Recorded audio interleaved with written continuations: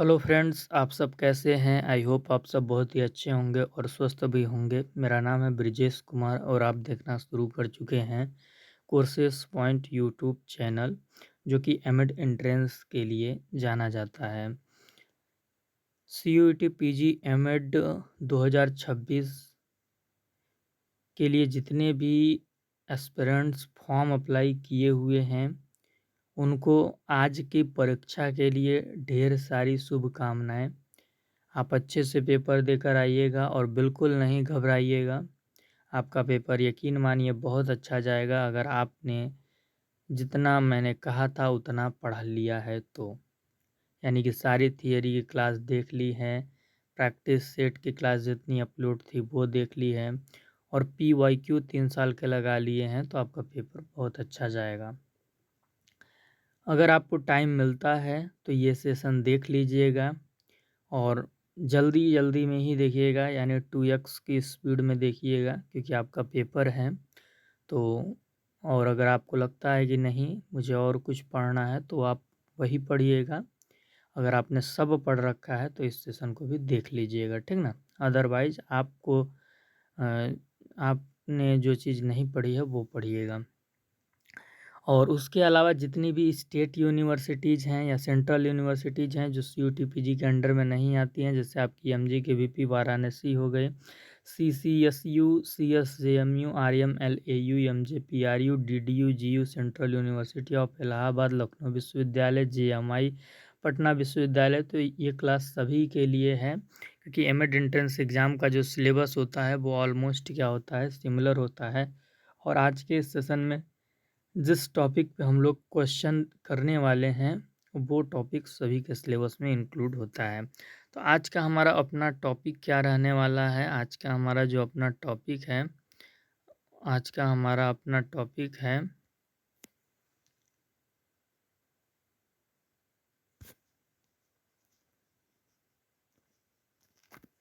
Educational philosophy, Mahatma Gandhi nation of the father, शैक्षिक दर्शन महात्मा गांधी राष्ट्रपिता। तो जो हमारे राष्ट्रपिता महात्मा गांधी हैं उनका शैक्षिक दर्शन या कह लीजिए शैक्षिक जो विचार थे, अ, उनसे संबंधित किस प्रकार के प्रश्न आपके एमएड प्रवेश परीक्षा में पूछे जाते हैं, उसी पर हम लोग क्या करेंगे, प्रश्न लगाएंगे, ठीक ना। तो आज का जो पहला क्वेश्चन है आपके स्क्रीन के सामने है और उससे पहले मैं आप लोगों के लिए 2 लाइन बोलना चाहता हूँ। आप लोगों के लिए मैं 2 लाइन बोलना चाहता हूँ। दिल बन गया है समुंदर, फिकर किसी बात का नहीं, और बहुत सारी रातें मैंने अकेले बिताई हैं, जिक्र किसी बात का नहीं। इसका अर्थ क्या है? इसका अर्थ ये है कि जो आपका मन है या दिल है उसको समुंदर की तरह बनाइए। दैनिक जीवन में आपके साथ जो भी लड़ाई झगड़े होते हैं, कहा-सुनी किसी से हो जाती है, मूड स्विंग होता है, तो उन बातों को केयर नहीं कीजिए। जिस तरह एक समुद्र अपने में आने वाली सभी धाराओं को मिला लेती है और एक जैसा रूप अ बनाकर वो आगे बढ़ जाती है, उसी प्रकार आपको भी जो दैनिक जीवन में भसड़ होते रहता है छोटी-मोटी, उनको नज़रअंदाज करके आपको आगे जीवन में बढ़ना है। और दूसरी लाइन क्या थी कि बहुत सारी रातें मैंने अकेले बिताई हैं। अकेले का मतलब ये नहीं कि गर्लफ्रेंड के साथ नहीं बिताई हैं, वो बात नहीं है। अकेले का मतलब ये है कि जीवन में ऐसे कई क्षण आए होंगे जब आपके अपने जो हैं, जैसे कि माता-पिता भी हैं, वो भी आपको समझने में असक्षम हो गए होंगे। तो बहुत सारी रातें आपने ऐसे भी बिताई हैं जब आपके साथ कोई नहीं था, आप ही सिर्फ़ थे अपने साथ। लेकिन आप जिक्र किसी बात का नहीं करना चाहते हैं क्योंकि आपको आगे बढ़ना है, तो आपको कोई भी गिला-शिकवा नहीं है, ठीक ना? तो चलिए इसका यही मतलब था। आज का जो पहला प्रश्न है, महात्मा गांधी के संदर्भ में सही कथन नहीं है।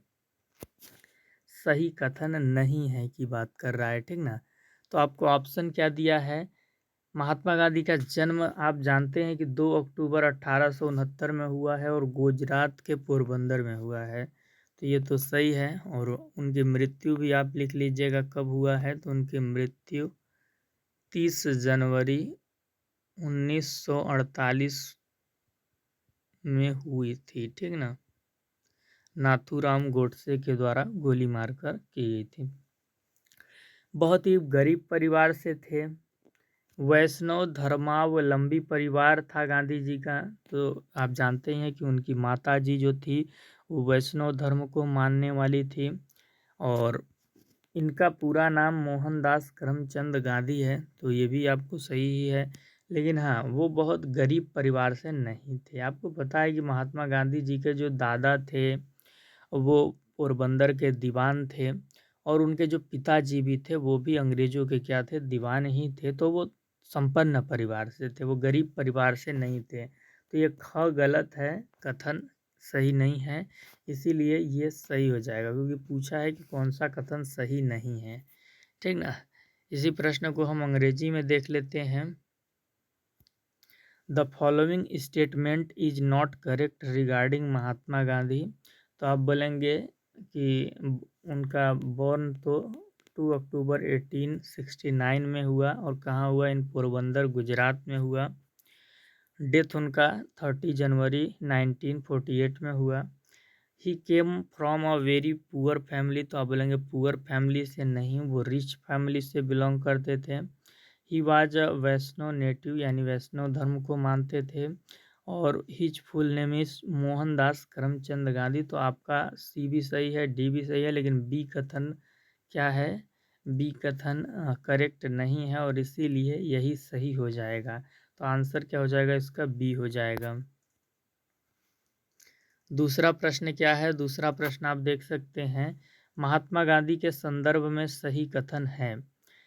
इनके पिता करमचंद गांधी पोरबंदर के दीवान थे, तो ये बिल्कुल बात सही है। इनकी माता पुतलीबाई बड़ी ही धार्मिक व सात्विक प्रवृत्ति की महिला थी, ये भी बात सही है।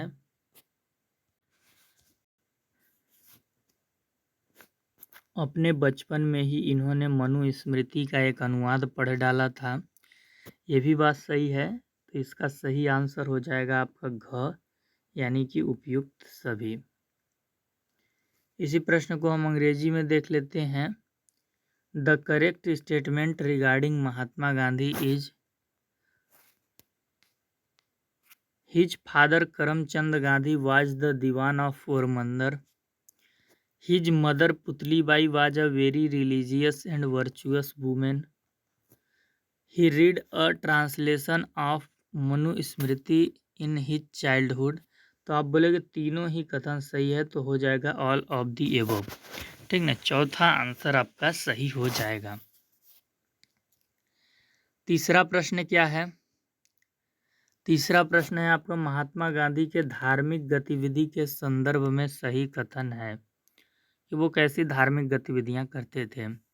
गीता ये नित्य पढ़ते थे, तो सही चीज़ है। इंग्लैंड में उन्होंने बाइबल व लाइट ऑफ एशिया पढ़ी थी, ये भी करेक्ट है। श्रीमती एनी बेसेंट का सत्संग किया था, यह भी करेक्ट है। तो इसका भी क्या आंसर होगा, उपयुक्त सभी। इसी प्रश्न को अंग्रेजी में देखते हैं। The correct statement regarding Mahatma Gandhi's religious activities is. तो आप बोले कि वो गीता डेली पढ़ते थे। He read the Bible and Light of Asia in England. He attend the discourses of Mrs Annie Besant, Miss Annie Besant, ठीक ना। तो क्या हो जाएगा आपका, ऑल ऑफ द एबव। चौथा प्रश्न क्या है, महात्मा गांधी, सुभाष चंद्र बोस, भगत सिंह, भीमराव अंबेडकर का जीवन अगर ध्यान से देखें तो गांधी ने अपना जीवन आज़ादी के प्रयास और गंगा जमुना तहजीब के लिए खपाया। बोस यानी सुभाष चंद्र बोस ने क्रांतिकारी तरीकों से भारत को आज़ाद कराने का अद्वितीय प्रयास किया। भगत सिंह 23 वर्ष की उम्र में भारतीयों की सोई हुई आत्मा को जागृत करने के लिए फांसी पर चढ़ गए। अंबेडकर यानी भीमराव अंबेडकर इतनी सारी पढ़ाई करने के बाद भी स्थायी नौकरी न करके दलित के जीवन स्तर को सुधारने में पूरा जीवन झोंक दिया। एक शिक्षाविद के रूप में आप ऊपर दिए गए बातों के आधार पर क्या निष्कर्ष निकालेंगे? यानी आपको प्रश्न में बताया गया कि महात्मा गांधी ने क्या किया कि हिंदू मुस्लिम एकता, गंगा जमुना तहजीब और भारत की आज़ादी के लिए उन्होंने क्या किया, अपने पूरे जीवन में संघर्ष किया। और सुभाष चंद्र बोस ने भी वही काम किया, बस वो क्रांतिकारी तरीकों से आज़ाद कराने के लिए प्रयास किया। भगत सिंह तो आपने देखा ही कि 23 वर्ष की उम्र में क्या हुआ, फांसी पर चढ़ गए कि जो हमारे भारतीय हैं वो अंग्रेज़ों की चाटुकारिता करना बंद कर दें और अपने हक और अधिकार के लिए, स्वाधीनता के लिए लड़ाई लड़ना शुरू कर दें। और भीमराव अंबेडकर जी जो थे वो देखे कि जो दलित वर्ग है, जो डिप्रेस्ड क्लास है, वो किस तरीके से अ, अपना जीवन स्तर बहुत ही निम्न बनाकर रखे हुए हैं वो लोग। तो वो लोग भी अपने हक और अधिकार के लिए लड़ सकें, उसके लिए अम्बेडकर साहब ने भी अपने जीवन में क्या किया, पूरा जीवन उस वर्ग के लिए दे दिया। तो इन सभी बातों से आपको क्या निष्कर्ष आप निकालते हैं? तो आप निष्कर्ष निकालते हैं, पहला ऑप्शन क्या है, आप बताएँगे कौन-सा ऑप्शन सही होगा? एक आम नागरिक के तौर पर वह क्या योगदान दे सकता है अपने राष्ट्र को? इसके लिए जन सामान्य व खास तौर पर विद्यार्थियों को प्रेरित करना होगा। दूसरा ऑप्शन क्या है, हमें भी क्रांति करना चाहिए। तीसरा क्या है, क्रांति सिर्फ हथियारों से नहीं होती बल्कि इसकी शुरुआत तो विचारों के रूप में होती है। साध्य को प्राप्त करने के लिए किसी भी हद तक जाना सबसे सर्वश्रेष्ठ मार्ग है। साध्य और साधन की पवित्रता बिल्कुल महत्वपूर्ण नहीं है। तो इसका सही आंसर देखिए क्या होगा, इसका एक तो ये भी सही आंसर हो सकता है और एक ये भी हो सकता है। लेकिन हमें बेस्ट आंसर की ओर आगे बढ़ना है कि सबसे बेस्ट आंसर कौन-सा है। तो देखिए हमने देखा कि महात्मा गांधी हो, चाहे सुभाष चंद्र बोस हो, चाहे भगत सिंह हो, चाहे बाबा साहेब भीमराव अम्बेडकर हों, इन चारों ने ही क्या किया, अपने जीवन को किसी अन्य वर्ग के लिए या किसी अन्य चीज़ के लिए खपा दिया, समर्पित कर दिया। तो हम ये नहीं कह सकते कि हमारे देश ने हमें क्या दिया है, हम अपने देश को क्या दे सकते हैं और हमें अपने देश के लिए क्या करना चाहिए। यह एक मूल भावना है और यह मूल भावना हमें विद्यार्थियों में डालना है पढ़ाने के दौरान। जब भी हम शिक्षक बने, शिक्षाविद बने, यानी शिक्षा के क्षेत्र में जिस पद पर भी हम कार्य करें, तो हमें स्टूडेंट्स को क्या करना है, मोटिवेट करना है, उनको अभिप्रेरित करना है इस बात के लिए कि उनका कुछ ना कुछ कंट्रीब्यूशन अपने कंट्री को जाना चाहिए।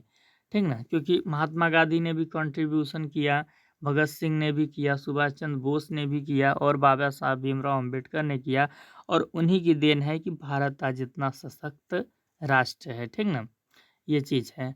और क्रांति सिर्फ हथियारों से नहीं होती बल्कि इसकी शुरुआत विचारों से होती है। अगर विचार नहीं होते तो भगत सिंह कभी फांसी पे नहीं चढ़ते, तो वो विचारों की ही शक्ति थी। तो ये चीज़ है, तो ग भी सही हो सकता है लेकिन बेस्ट आंसर आपका क होगा, तो आप क के साथ जाएँगे।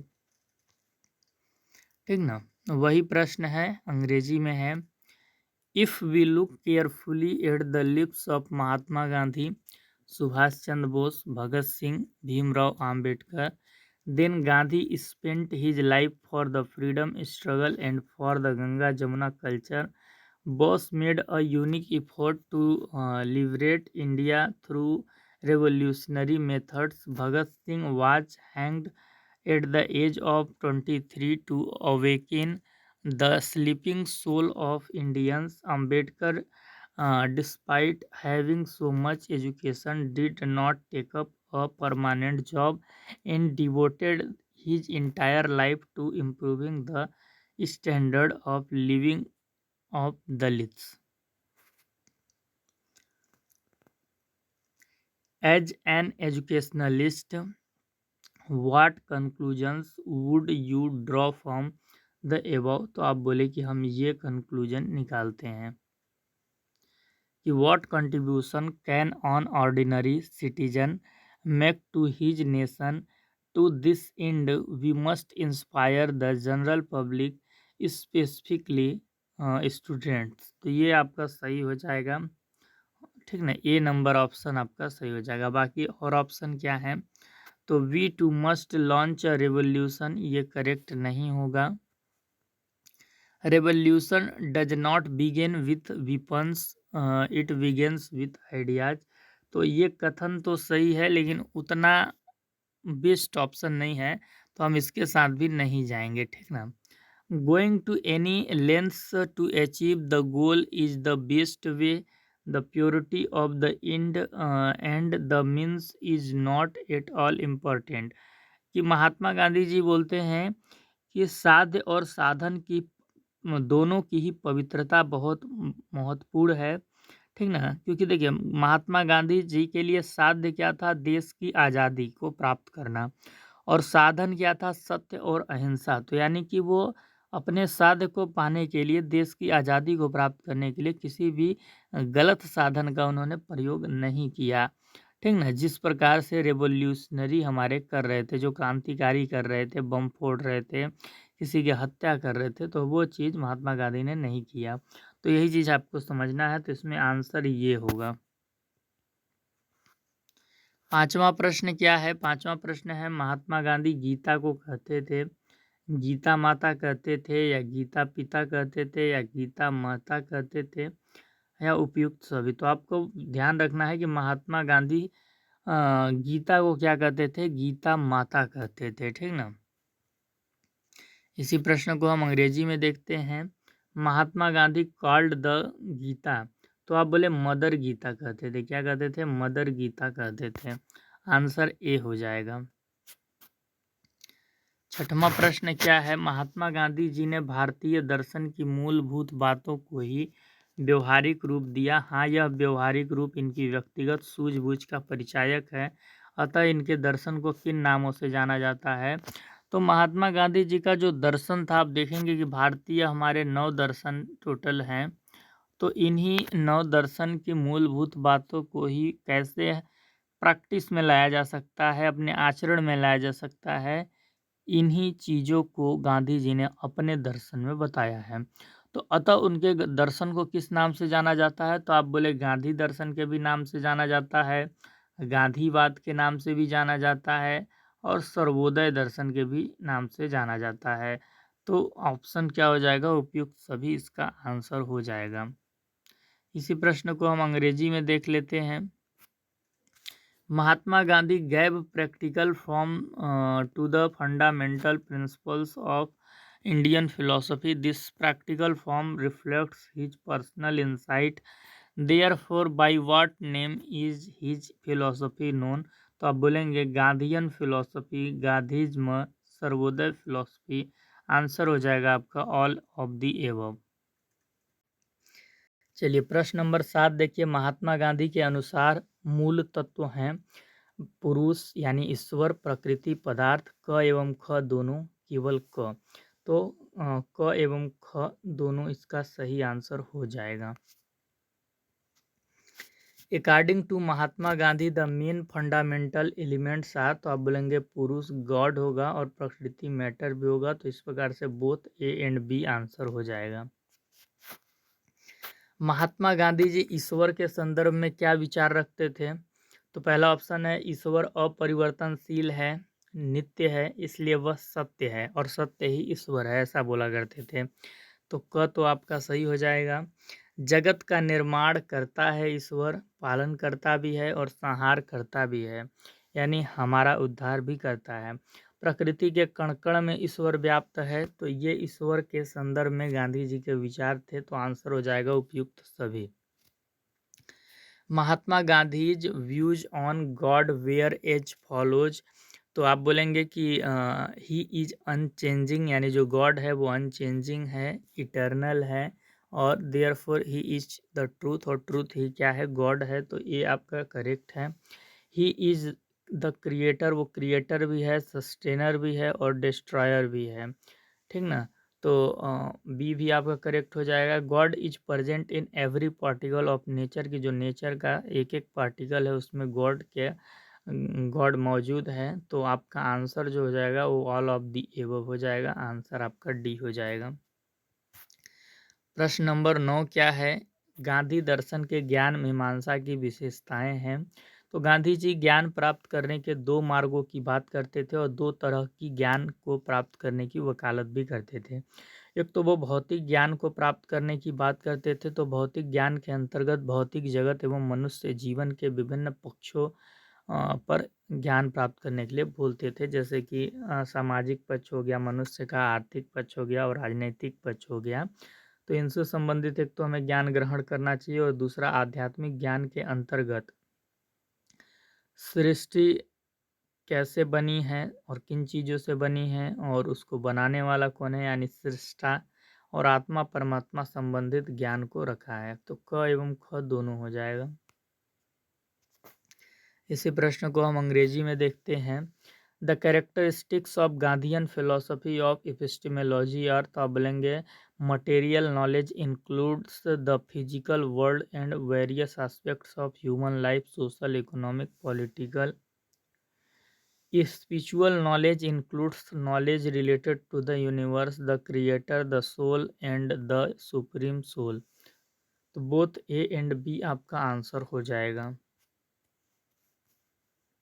महात्मा गांधी के अनुसार आध्यात्मिक ज्ञान प्राप्त किया जा सकता है तो गीता पाठ करके, भजन कीर्तन करके और सत्संग करके उपयुक्त सभी। इसी प्रश्न को अंग्रेजी में देख लेते हैं। According to Mahatma Gandhi spiritual knowledge can be attained through, तो आप बोलेंगे गीता का पाठ करके, भजन गाकर, सत्संग कर कर, तो all of the above answer हो जाएगा डी। महात्मा गांधी के अनुसार भौतिक ज्ञान प्राप्त करने का मूल स्रोत क्या है भाई? इंद्रियां हैं। घ नंबर ऑप्शन सही हो जाएगा। इसी प्रश्न को अंग्रेजी में देखते हैं। According to Mahatma Gandhi the primary source of acquiring material knowledge should be, तो आप बोलेंगे कि द सेंसेस हो जाएगा, ठीक ना, सही आंसर। महात्मा गांधी के एकादश व्रत के अंग हैं, तो वो बोलते थे कि अगर जीवन को अच्छा बनाना है तो 11 व्रतों का पालन करना पड़ेगा, ठीक ना, 11 वॉच का। तो एकादश व्रत के अंग कौन कौन से हैं? सत्य है, अहिंसा है, ब्रह्मचर्य है, अस्वाद है, यानी कि बहुत ज़्यादा स्वाद के चक्कर में न पड़ना, स्वादहीन खाना खाना, अस्तेय है, अपरिग्रह है, अभय है यानी निडर रहना, अपरिग्रह यानी धन का इकट्ठा न करना, अस्पृश्यता निवारण है, शरीर श्रम है, स्वदेशी है, सर्वधर्म समभाव है। तो ये सारे ही हो जाएंगे, तो क से ट हो जाएगा। क्या हो जाएगा? क से ट। तो क से ट हमारा किस ऑप्शन में है? तो ख नंबर ऑप्शन में है, तो ख हमारा सही हो जाएगा। इसी प्रश्न को हम इंग्लिश में देख लेते हैं। The 11 vows of Mahatma Gandhi are, तो आप बोलेंगे पहला ट्रूथ हो जाएगा, दूसरा नॉन वायलेंस हो जाएगा, सेलिबेसी हो जाएगा, नॉन टेस्ट हो जाएगा, नॉन स्टीलिंग हो जाएगा, नॉन प्रोफेशन हो जाएगा, फियरलेसनेस हो जाएगा, इलिमिनेशन ऑफ अनटचेबिलिटी हो जाएगा, फिजिकल लेबर हो जाएगा, स्वदेशी हो जाएगा, इक्वलिटी ऑफ ऑल रिलीजन्स हो जाएगा। तो आप बोलेंगे ए टू के आंसर होगा, ए टू के। तो ए टू के किस ऑप्शन में है? तो आप देख सकते हैं कि बी नंबर ऑप्शन में ए टू के है, तो बी नंबर ऑप्शन आपका सही हो जाएगा। गांधी दर्शन के 4 स्तंभ कौन कौन से हैं? तो एक स्तंभ है आपका सत्य, दूसरा है अहिंसा, तीसरा है निर्भयता, चौथा है सत्याग्रह। तो सही आंसर हो जाएगा क से घ। इसी प्रश्न को इंग्लिश में देखते हैं। The 4 pillars of Gandhian philosophy are, तो आप बोलेंगे truth, non violence, fearlessness, satyagraha. तो आंसर हो जाएगा A B C D. 14 number प्रश्न क्या है? सत्य ही ईश्वर है, यह कथन किसका है? तो आप बोले यह कथन महात्मा गांधी का है। Who said truth is God, तो आप बोलेंगे यह कथन किसका है भाई? तो यह कथन है गांधी जी का। किसका है? गांधी जी का। महात्मा गांधी जी ने अहिंसा को लेकर अपने विचार रखे हैं, तो वो अहिंसा के बारे में बोलते थे कि अहिंसा परमो धर्म है, यानी अहिंसा से बड़ा और कोई धर्म नहीं है, सबसे श्रेष्ठ धर्म वही है। पशु बल से अनेक अर्थों में उच्च है कि आप पशुता के द्वारा किसी चीज़ को प्राप्त कर लेते हैं, किसी को मार पीट कर, किसी को पीड़ा पहुंचाकर, किसी को शोषण कर कर अ, उसके बदले में अगर आप अहिंसा से कोई चीज़ प्राप्त करते हैं, प्रेम से कोई चीज़ प्राप्त करते हैं, तो वो अ, हमेशा हिंसा की तुलना में अच्छा होगा। तो पशु बल यानी जो हम ज़िद्दी स्वभाव के होते हैं, चीज़ों को प्राप्त करने के लिए किसी भी हद तक जाते हैं, उससे अनेक अर्थों में अहिंसा ऊँची है, ठीक ना? तो ये भी सही है, अहिंसा परम प्रेम और श्रद्धा पर निर्भर करती है। आप नॉन वायलेंस तभी फॉलो कर सकते हैं जब आपके दिल में प्रेम हो और किसी के प्रति निष्ठा हो। अहिंसा में त्याग वृत्ति आती है। अहिंसा का सिद्धांत कहता है कि भाई अगर हमारा कुछ नुकसान भी हो रहा है तो हम अपना नुकसान सह लेंगे, लेकिन हम हिंसा नहीं करेंगे। तो अहिंसा त्याग पर बल देती है। अहिंसा आध्यात्मिक अस्त्र है। जो लोग शरीर से मारपीट नहीं करते हैं, युद्ध नहीं करते हैं, वो मन से लड़ना चाहते हैं, किसी को मन से झुकाना चाहते हैं, तो अहिंसा क्या होता है? आध्यात्मिक अस्त्र होता है। अहिंसा के लिए आचरण वयम आत्मा पर नियंत्रण आवश्यक है। जिसका आचरण साफ नहीं है और जो अपने आत्मा की आवाज़ नहीं सुन पाता है, वो अहिंसा का धर्म फॉलो नहीं कर पाएगा। तो आप बोलेंगे सारे ही कथन क्या है भाई? सही है सारे ही ऑप्शन। तो क से च हो जाएगा। क्या हो जाएगा? क से च हो जाएगा। अब हमें देखना है कि किस ऑप्शन में क से च है। तो हमने क्या देखा कि ग नंबर ऑप्शन में क से च है, तो ग हमारा सही हो जाएगा। इसी प्रश्न को हम इंग्लिश में देख लेते हैं। Mahatma Gandhi expressed his views on non-violence. Non-violence is the supreme religion. It is superior to brute force in many ways. Non-violence depends on supreme love and faith. Non-violence inculcates a spirit of sacrifice. Non-violence is a spiritual weapon. तो सारे ही कथन आपके भाई क्या हैं? सही हैं। Non violence requires control over conduct and the soul. तो आप बोले सारे ऑप्शन सही है। तो A B C D E F आपका सही हो जाएगा। ऑप्शन नंबर सी। 16 नंबर प्रश्न देखिए इंपॉर्टेंट है, कई बार एमएड प्रवेश परीक्षा में पूछा हुआ प्रश्न है। 3R को 3H की शिक्षा में बदलने की बात किसने की है? तो महात्मा गांधी ने की है। और 3R का मतलब क्या होता है कि जो शिक्षा है उसे हमें सीमित नहीं करना है, उसे हमें लिमिटेड नहीं करना है। किसमें? पढ़ना, लिखना और गुणा-गणित में। यानी गांधी जी कहा भी करते थे कि शिक्षा सिर्फ साक्षरता नहीं है, बल्कि हमें क्या करना है? 3R को 3H में बदलना है कि हम जैसे कोई भी टॉपिक पढ़ा रहे हैं, तो बच्चे के वो मानसिक स्तर पर भी वो बच्चा उस चीज़ को समझे, बच्चा उस कॉन्सेप्ट को एहसास भी कर सके और बच्चा अगर ज़रूरत पड़े तो जो पढ़ा है उसको अपने जीवन में प्रयोग भी कर सके, ठीक ना? तो 3R को वो 3H में बदलने की बात कहते थे। 3H मतलब हेड यानी कि आपका कॉग्निटिव डोमेन, और हर्ट यानी कि आपका अफेक्टिव डोमेन, और हैंड जो है वो साइकोमोटर डोमेन, ठीक ना? तो 3R को 3H में बदलने की बात महात्मा गांधी करते थे। इसी प्रश्न को हम अंग्रेजी में देख लेते हैं। 3R reading, writing, arithmetic is going to be changed into 3H head, heart, hand, education. तो आप बोलेंगे इसकी बात महात्मा गांधी करते थे। कौन करता था भैया? महात्मा गांधी करते थे। शिक्षा से मेरा अभिप्राय बालक और मनुष्य के शरीर, मन और आत्मा के उत्तम विकास से है। यह कथन किसका है? तो जब भी शिक्षा की परिभाषा में 3 शब्द आ जाए, शरीर, मन और आत्मा, तो आप समझ लें कि ये महात्मा गांधी जी की परिभाषा है शिक्षा की, ठीक ना? किसकी परिभाषा है? महात्मा गांधी जी की परिभाषा है। इसी प्रश्न को अंग्रेजी में हम देख सकते हैं। By education I mean the best development of the body, mind and soul of the child and the human being who said this. तो आप बोलें कि महात्मा गांधी जी ने बोला है।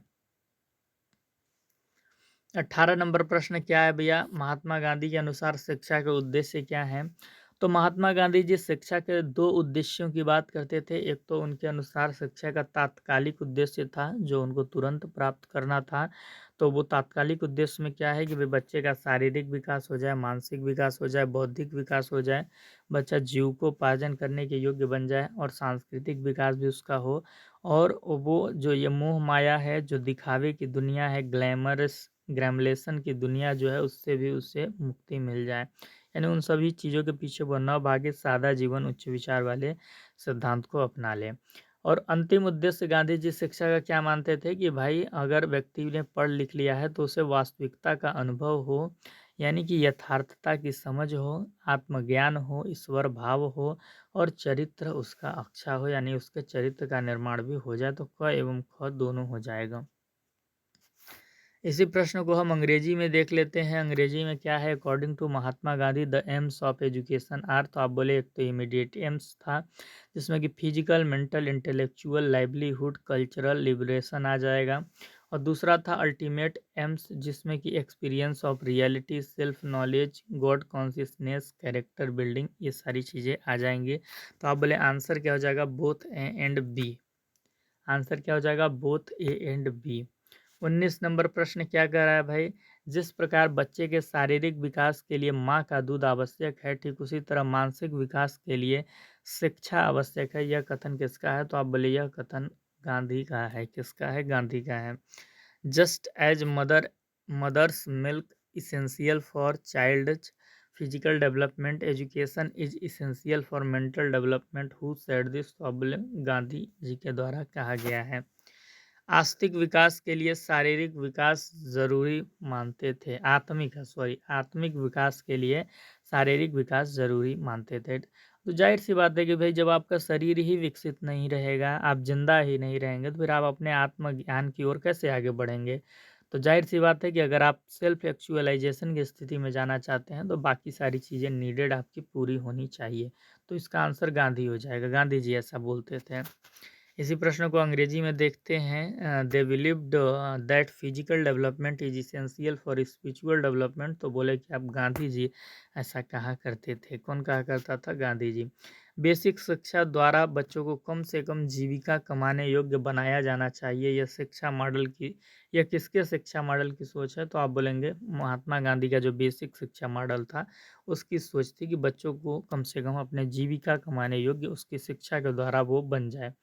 Basic education should enable children to earn at least a living. This is the idea of whose education model? तो आप बोलेंगे महात्मा गांधी के एजुकेशन मॉडल का ये आइडिया है।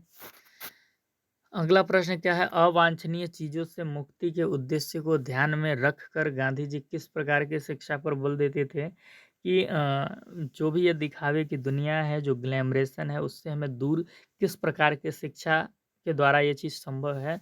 तो नैतिक शिक्षा के द्वारा चरित्र निर्माण संभव है। ठीक ना? तो ये ऑप्शन आपका सही हो जाएगा।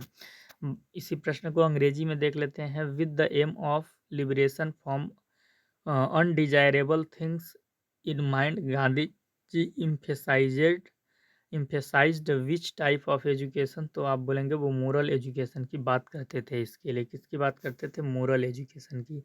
महात्मा गांधी के अनुसार पाठ्यचर्या क्या होना चाहिए? तो देश की आवश्यकता की पूर्ति करने वाला पाठ्यक्रम होना चाहिए। वो वर्ग विहीन समाज के लिए प्रधान पाठ्यक्रम होना चाहिए। हस्त कौशल और उद्योग पर आधारित पाठ्यक्रम होना चाहिए, जैसे कताई, बुनाई, बागवानी, कृषि, काष्ठकला, धर्म कार्य, पुस्तक कला, मिट्टी का काम और मछली पालन। तो महात्मा गांधी जी का जो बेसिक शिक्षा का मॉडल था उसमें वो हस्तकला पर बहुत ज़्यादा महत्व देते थे। वोकेशनल एजुकेशन कह लें तो उस पर बहुत जोर दिया है गांधी जी ने। और आप देखे होंगे कि वोकेशनल एजुकेशन हमारे यहाँ पहले 9 to 10 या फिर 11 to 12 के बीच में कराया जाता था, लेकिन उनका कहना क्या था कि नहीं, स्टार्टिंग से ही वोकेशनल एजुकेशन बच्चों को दी जानी चाहिए, जो अब नई शिक्षा नीति 2020 में हमारी गवर्नमेंट ने उसे स्वीकार किया है। तीसरा ऑप्शन क्या है? मातृभाषा में शिक्षा की बात वो करते थे, गणित पढ़ाने की बात करते थे, सामाजिक विज्ञान, सामान्य विज्ञान, संगीत, चित्रकला, स्वास्थ्य विज्ञान और नैतिक शिक्षा पाठ्यक्रम में शामिल करने की बात करते थे। ठीक ना? तो इस प्रकार से जो इसका सही आंसर हो जाएगा वो हो जाएगा उपयुक्त सभी।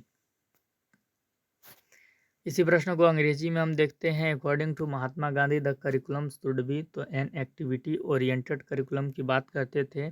To meet the nation's needs, जो नेशन की नीड को पूरा करे। क्रिएट क्लासलेस सोसाइटी को ध्यान में रखकर बनाया जाए करिकुलम, और based on handicrafts and industry, तो वो spinning, weaving, gardening, agriculture, woodcraft, religious work, book marking, pottery and fisheries, इस प्रकार के बेस्ट पाठ्यक्रम की बात करते थे। Education in the mother tongue की बात करते थे। Mathematics, social science, general science, music, painting, health science और मोरल एजुकेशन पाठ्यक्रम में शामिल करने की बात करते थे। तो आंसर हो जाएगा all of the above. 24 number प्रश्न क्या कह रहा है? महात्मा गांधी ने पाठ्यचर्या में स्वास्थ्य विज्ञान के अंतर्गत किन प्रकार की गतिविधियों की चर्चा की? तो स्वास्थ्य विज्ञान के अंतर्गत स्वच्छता के बारे में बच्चों को बताया जाए, खेलकूद, व्यायाम, तो उपयुक्त सभी इन चीज़ों को रखने की बात की। इसी प्रश्न को अंग्रेजी में देखते हैं। Mahatma Gandhi discussed which type of activities under the health science in the curriculum? तो cleanliness, sports, exercise, all of the above हो जाएगा। चलिए अगले प्रश्न में चलते हैं। महात्मा गांधी जी का झुकाव किस भाषा की ओर था? हिंदी, अंग्रेजी, उर्दू या हिंदुस्तानी? तो महात्मा गांधी जी हिंदुस्तानी भाषा के पक्ष में थे। तो हिंदुस्तानी कौन सा भाषा होता है? तो हिंदुस्तानी वो भाषा होता है जो पूरे हिंदुस्तान की भाषा है।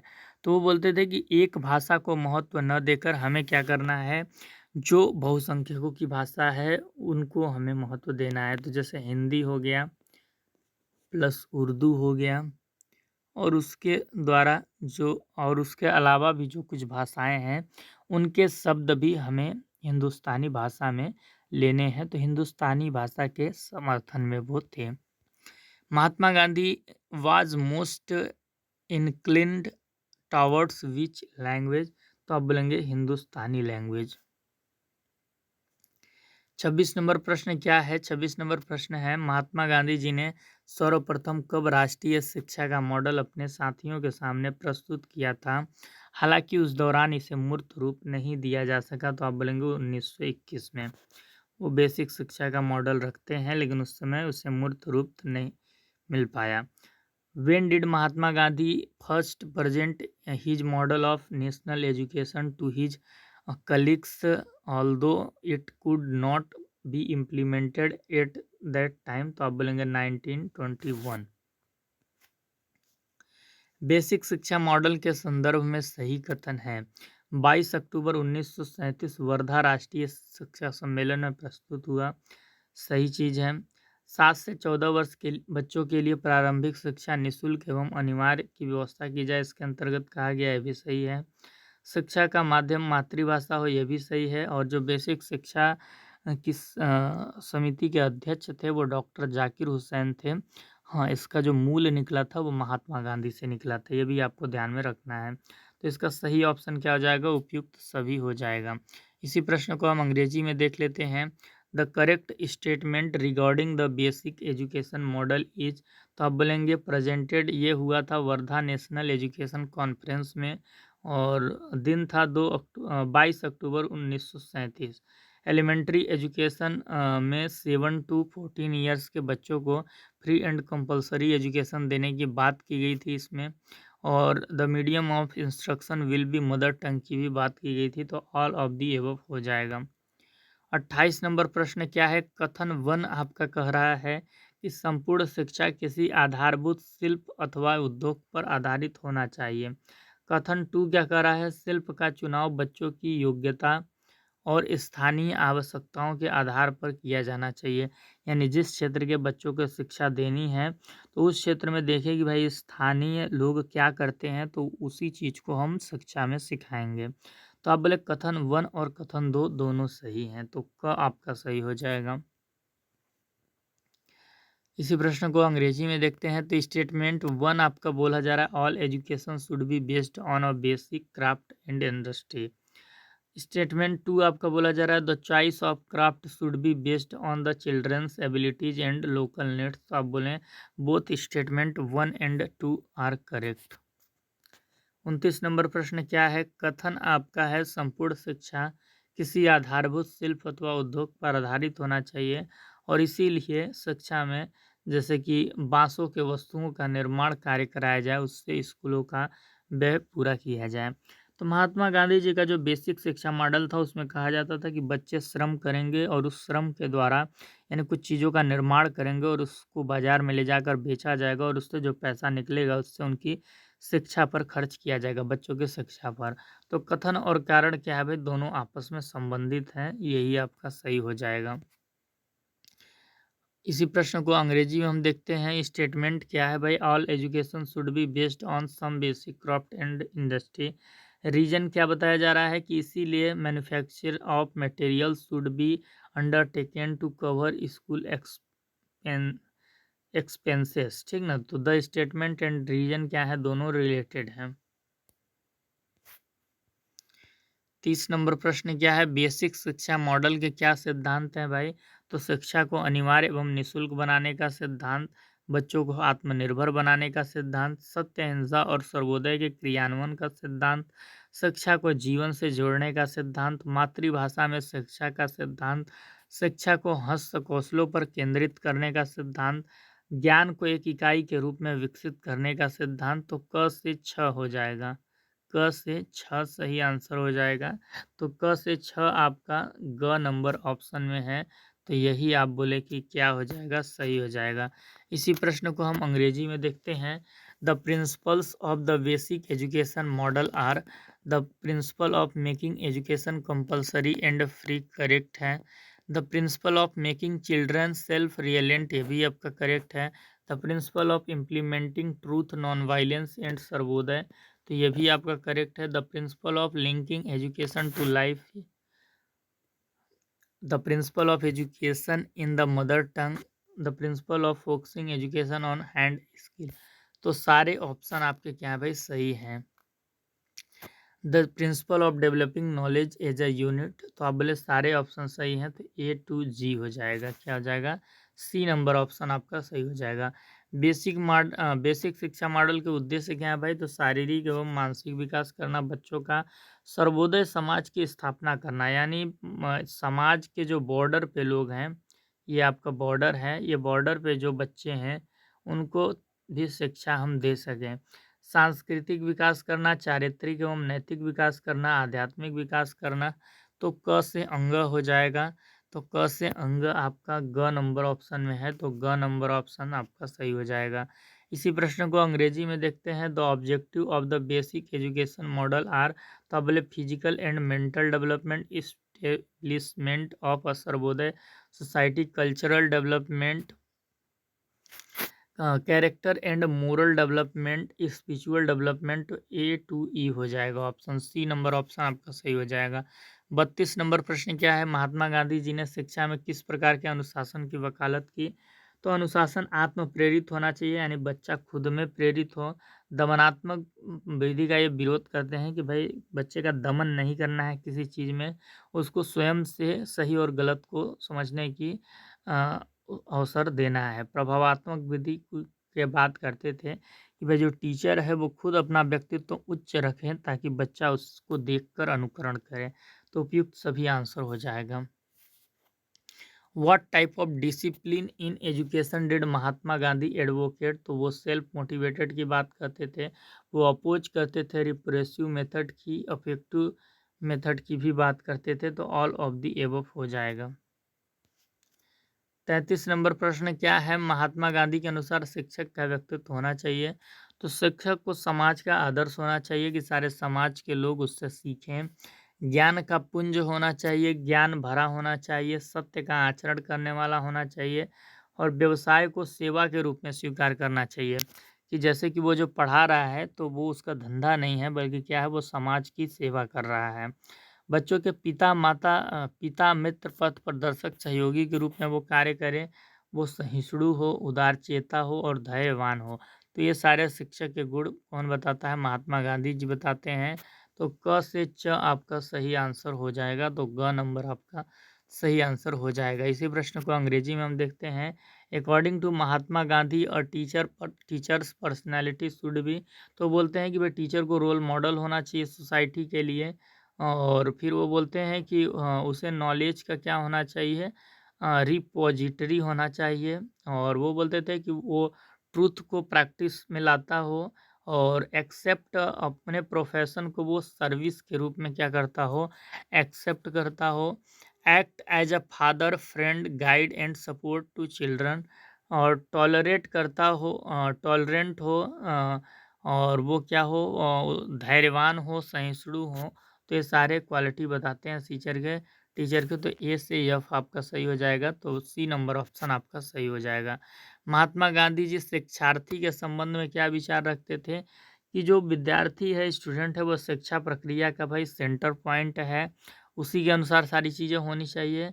और शिक्षार्थी को अनुशासित होना चाहिए, ब्रह्मचर्य का पालन करने वाला होना चाहिए, और संयमी और जिज्ञासु भी होना चाहिए। तो क से घ वाला ऑप्शन सही हो जाएगा। तो क से घ आप देखें किस ऑप्शन में है, तो ग नंबर ऑप्शन में क से घ है, तो यही आपका सही हो जाएगा। Mahatma Gandhi's views of the student is तो centre of the education process, discipline, one who practises celibacy, और रिस्ट्रेंड एंड क्यूरियस। तो आप बोलेंगे कि ए बी सी डी सही हो जाएगा, सी नंबर ऑप्शन। 35 नंबर प्रश्न क्या है, महात्मा गांधी जी ने शिक्षा में किस प्रकार के विद्यालय की वकालत की। तो विद्यालय को सामुदायिक केंद्र के रूप में होना चाहिए, और जब सामुदायिक केंद्र के रूप में विद्यालय होगा तो समुदाय में क्या होता है, बहुत सारी गतिविधियां होती हैं। तो समुदायों की सहभागिता से विद्यालय का संचालन होना चाहिए, समुदाय की विभिन्न क्रियाओं का आयोजन विद्यालय में हो। तो उपयुक्त सभी। इसी प्रश्न को हम अंग्रेजी में देखते हैं। What type of school did Mahatma Gandhi advocate for education. तो कम्युनिटी सेंटर होना चाहिए विद्यालय को। Schools run with the participation of the community, organising various community activities in the school. तो आप बोलेंगे ऑल ऑफ द एबव हो जाएगा। महात्मा गांधी जी के जन शिक्षा पे क्या विचार थे भाई। बेसिक शिक्षा की व्यवस्था और प्रौढ़ शिक्षा की व्यवस्था की जाए, तभी हम जन शिक्षा को क्या कर सकते हैं, शिक्षित कर सकते हैं। सामाजिक नेताओं और जो संगठन हैं उनकी जिम्मेदारी है कि वो प्रौढ़ शिक्षा के प्रयास करें, और उसके साथ साथ साक्षरता संबंधी गतिविधियों पर काम करें। स्वच्छता, स्वास्थ्य, रक्षा, बौद्धिक नैतिक विकास, उद्योग, व्यवसाय, समाज कल्याण और सांस्कृतिक विकास से संबंधित कार्यक्रम का प्रयास करें। मातृभाषा और निःशुल्क शिक्षा जरूरी है। जन शिक्षा हेतु अगर जो शिक्षा है वो मदर टंग में नहीं होगी, निःशुल्क नहीं होगी, तो एक मास पॉपुलेशन तक उसे पहुंचाना संभव नहीं है। तो उपयुक्त सभी हो जाएगा। ये सारे ही विचार महात्मा गांधी जी के जन शिक्षा पे थे। आइए इसी प्रश्न को हम अंग्रेजी में देख लेते हैं। Mahatma Gandhi's views on public education were. A system of basic education and adult education के लिए एक सिस्टम बनाया जाए। Efforts by social leader and organisations to promote adult education along with programs related to literacy, sanitation, health, defense, intellectual and moral development, industry, business, social welfare and cultural development के प्रयास किए जाएं। किसके द्वारा, social leaders and organisation के द्वारा। Mother tongue and free education बहुत ज़रूरी है अगर हम मास पॉपुलेशन को एजुकेट करना चाहते हैं। तो आंसर हो जाएगा ऑल ऑफ दी एबव।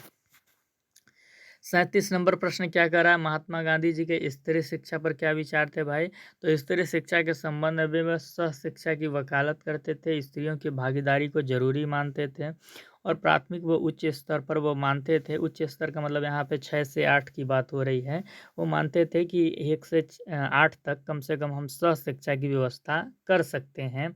उसके बाद भले ही सिंगल गर्ल्स एजुकेशन हो, लेकिन तब तक हम क्या कर सकते हैं, को एजुकेशन को प्रमोट कर सकते हैं। और ये विचार उनके उस समय की परिस्थिति के अनुसार थे, आज की परिस्थिति के अनुसार नहीं, क्योंकि आज तो हम बहुत मॉडर्न हो चुके हैं। एक साथ पढ़ना तो दूर, आज कॉलेज में बच्चे पढ़ते हैं, एक दूसरे को बॉयफ्रेंड गर्लफ्रेंड बनाते हैं, और जितने भी प्रेम संबंधी अनुभव है वो अपने कॉलेज में ही वो सब प्राप्त कर लेते हैं। तो ये उस समय की परिस्थिति के अनुसार गांधी जी के विचार थे। तो आप ये ना समझे कि महात्मा गांधी जी रिजिड थे, ठीक ना। महात्मा गांधी जी के पास बहुत दूरदृष्टि थी, इस चीज़ को आपको ध्यान में रखना है, ठीक ना। तो इसका आंसर आप बोले क्या हो जाएगा, तो इसका आंसर हो जाएगा उपयुक्त सभी। इसका आंसर क्या हो जाएगा, उपयुक्त सभी। इसी प्रश्न को हम अंग्रेजी में देख लेते हैं। Mahatma Gandhi views on women's education were advocating co-education women's participation is essential, co-education can be provided at the prime, आप बोले एलिमेंट्री लेवल, ठीक ना। All of the above. Mahatma Gandhi ji के धर्म और शिक्षा पर क्या विचार थे भाई? तो दैनिक जीवन में भजन, प्रार्थना और गीता पाठ उनके लिए महत्वपूर्ण था। गांधी जी के जीवन का वो अंग था, रोज किया करते थे।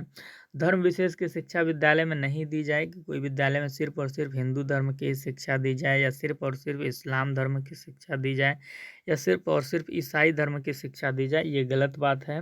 सभी धर्मों के सामान्य व नैतिक सिद्धांतों को पाठ्यचर्या में स्थान मिले, ऐसा मानते थे गांधी जी। तो ये सारे ही कथन सही हैं। तो उपयुक्त सभी धर्म शिक्षा पर ये सारे ही विचार उनके थे। इसी प्रश्न को इंग्लिश में देखते हैं। Mahatma Gandhi's views on religious education were, तो bhajans, prayers and Gita were important to him in daily life. Religion specific education should not be taught in school.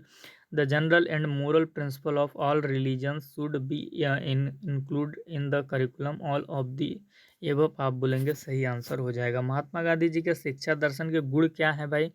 तो उनका जो शिक्षा दर्शन है वो आत्मनिर्भर बनाने की योजना उसमें मिलती है। मनुष्य के सर्वांगीण विकास की बात करता है उनका शिक्षा दर्शन, क्योंकि वो सर्वोदय की बात करते हैं। वास्तविक जीवन की तैयारी होती है, क्योंकि वो बचपन से ही हैंडक्राफ्ट या बोल सकते हैं वोकेशनल एजुकेशन देने की बात करते हैं, जिससे कि बच्चे को, देखिए आप कितना भी पढ़ लिख ले, बाद में तो आपको पैसा ही कमाना है, और अगर आप अपने जीवन में सर्वाइव नहीं कर सकते, अपना खर्चा नहीं चला सकते, तो फिर क्या ही मतलब है बड़ी बड़ी पढ़ाई करने का।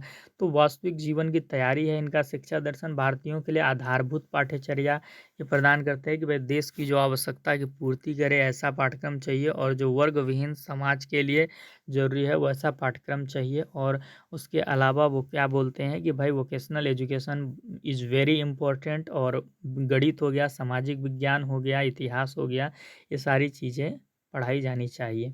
वर्ग भेद की समाप्ति झलकता है इनके शिक्षा दर्शन से, क्योंकि ये वर्ग विहीन की बात करते हैं, वर्ग विहीन समाज पर भी ध्यान देते हैं, और अनटचेबिलिटी को दूर करने की बात करते हैं अपने शिक्षा दर्शन में। वो एकादश व्रत की बात करते हैं, उसमें आपका अस्पृश्यता को खत्म करना भी उनका एक लक्ष्य होता है।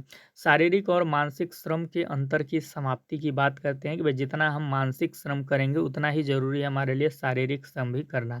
हो सकता है आप कंप्यूटर पे 8 घंटे काम करते हो, लेकिन उससे आपका शारीरिक श्रम नहीं होता है, वो मानसिक श्रम ज़्यादा उसमें आप करते हैं। हो सकता है दिन में आप 8 घंटे पढ़ते हो किताबों के साथ बैठकर, तो उसमें भी आप मानसिक श्रम कर रहे हैं। तो अगर आप चाहते हैं कि आपके जीवन में संतुलन बना रहे, तो आपको फिजिकल भी श्रम करना होगा, ठीक ना। क्रिया प्रधान शिक्षण विधि की वो बात करते थे। समस्त ज्ञान क्रियाओं को वो एक बनाकर देने की बात करते थे, कि ज्ञान को हम वास्तविक जीवन से जोड़कर बनाएं, यूनिट में हम पढ़ाएं, शिक्षा का माध्यम मातृभाषा हो। तो ये सारी उनके शिक्षा दर्शन के गुण हैं। तो आप बोलेंगे क से झ वाला ऑप्शन सही हो जाएगा, तो क से झ वाला ऑप्शन आपका ग नंबर पे है, तो यही सही हो जाएगा। The qualities of Mahatma Gandhi's educational philosophy are, तो आप बोलेंगे self reliant planning, emphasis on the all round development of the human being, preparation for real life, basic curriculum for Indians, elimination of class distinctions, elimination of the distinctions between physical and mental labor, activity oriented teaching method, integration of all knowledge activities, mother tongue as the medium of instruction. तो आप बोलेंगे ए to आई वाला option सही हो जाएगा, और वो आपका सी में है, तो option number C is right. 40 नंबर प्रश्न क्या कह रहा है? महात्मा गांधी जी के शिक्षा दर्शन के दोष क्या हैं? तो उच्च शिक्षा के संबंध में बहुत ज़्यादा विचार महात्मा गांधी जी नहीं दे पाए, तो वो उनकी एक कमी रही शिक्षा दर्शन की। शहरी क्षेत्रों के लिए असहज है, क्योंकि वो बोलते थे बांस से टोकरी बनाइए, मिट्टी से घड़े बनाइए, दिए बनाइए और उसको बेचिए, और उससे जो पैसा मिले वही आपकी शिक्षा पर व्यय होगा। तो ये सब सिटी वाले कर पाएंगे आपको लगता है? तो थोड़ा सा असहज है, ठीक ना, ये चीज़ है। तो क एवं ख। देखिए आपको मैं एक चीज़ बता दूं कि महात्मा गांधी जी का जब आप दर्शन पढ़ेंगे, या शिक्षा दर्शन पढ़ेंगे, या राजनीतिक दर्शन पढ़ेंगे, चाहे फिर पर्यावरण के संबंध में जो उन्होंने विचार दिए हैं, तो किसी भी चीज़ पर जो उनके विचार हैं आपको थोड़े से काल्पनिक लग सकते हैं, लेकिन आप ये जान लीजिए कि अंततः वही कारगर हैं। शुरू में तो आपको लगेंगे कि वो काल्पनिक हैं, लेकिन अगर आप किसी चीज़ का जड़ से समाधान करना चाहते हैं, तो वो महात्मा गांधी जी के ही दर्शन में चीज़ें छुपी हुई हैं। क्योंकि उनमें बहुत दूरदृष्टि थी और बड़ी व्यापक सोचते थे वो, ठीक ना? बकरी का दूध पीते थे वो। आप भी पिया कीजिए, दिमाग बढ़ता है। इसी प्रश्न को हम अंग्रेजी में देखते हैं। The drawbacks of Mahatma Gandhi educational philosophy और the non disclosure of views regarding higher education inconvenient inconvenient for urban areas. तो ए एंड बी सही आंसर हो जाएगा। Option number C is right answer. 41 number प्रश्न क्या है? द्वितीय गोलमेज सम्मेलन कब हुआ था भाई? 7 सितंबर 1931 से 2 दिसंबर 1931।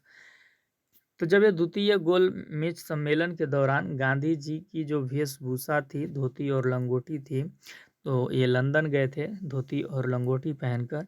तो वहाँ के पत्रकारों ने उनसे पूछा कि गांधी जी, आप ये पोशाक आपने क्यों धारण किया है, धोती और लंगोटी? क्या यह लंदन में वहाँ के सम्राट जॉर्ज पंचम से मिलने के लायक है? आप सम्राट से मिलने आए हैं, जॉर्ज पंचम से, और आप ड्रेस कैसा पहने हैं? धोती और लंगोटी पहने हैं। तो आपको शर्म नहीं आती? क्या आप ऐसा आपने ड्रेस क्यों पहना है? तो 7 सितंबर 1931 से 2 दिसंबर 1931 के बीच में ये गोलमेज सम्मेलन था, राउंड टेबल कॉन्फ्रेंस था।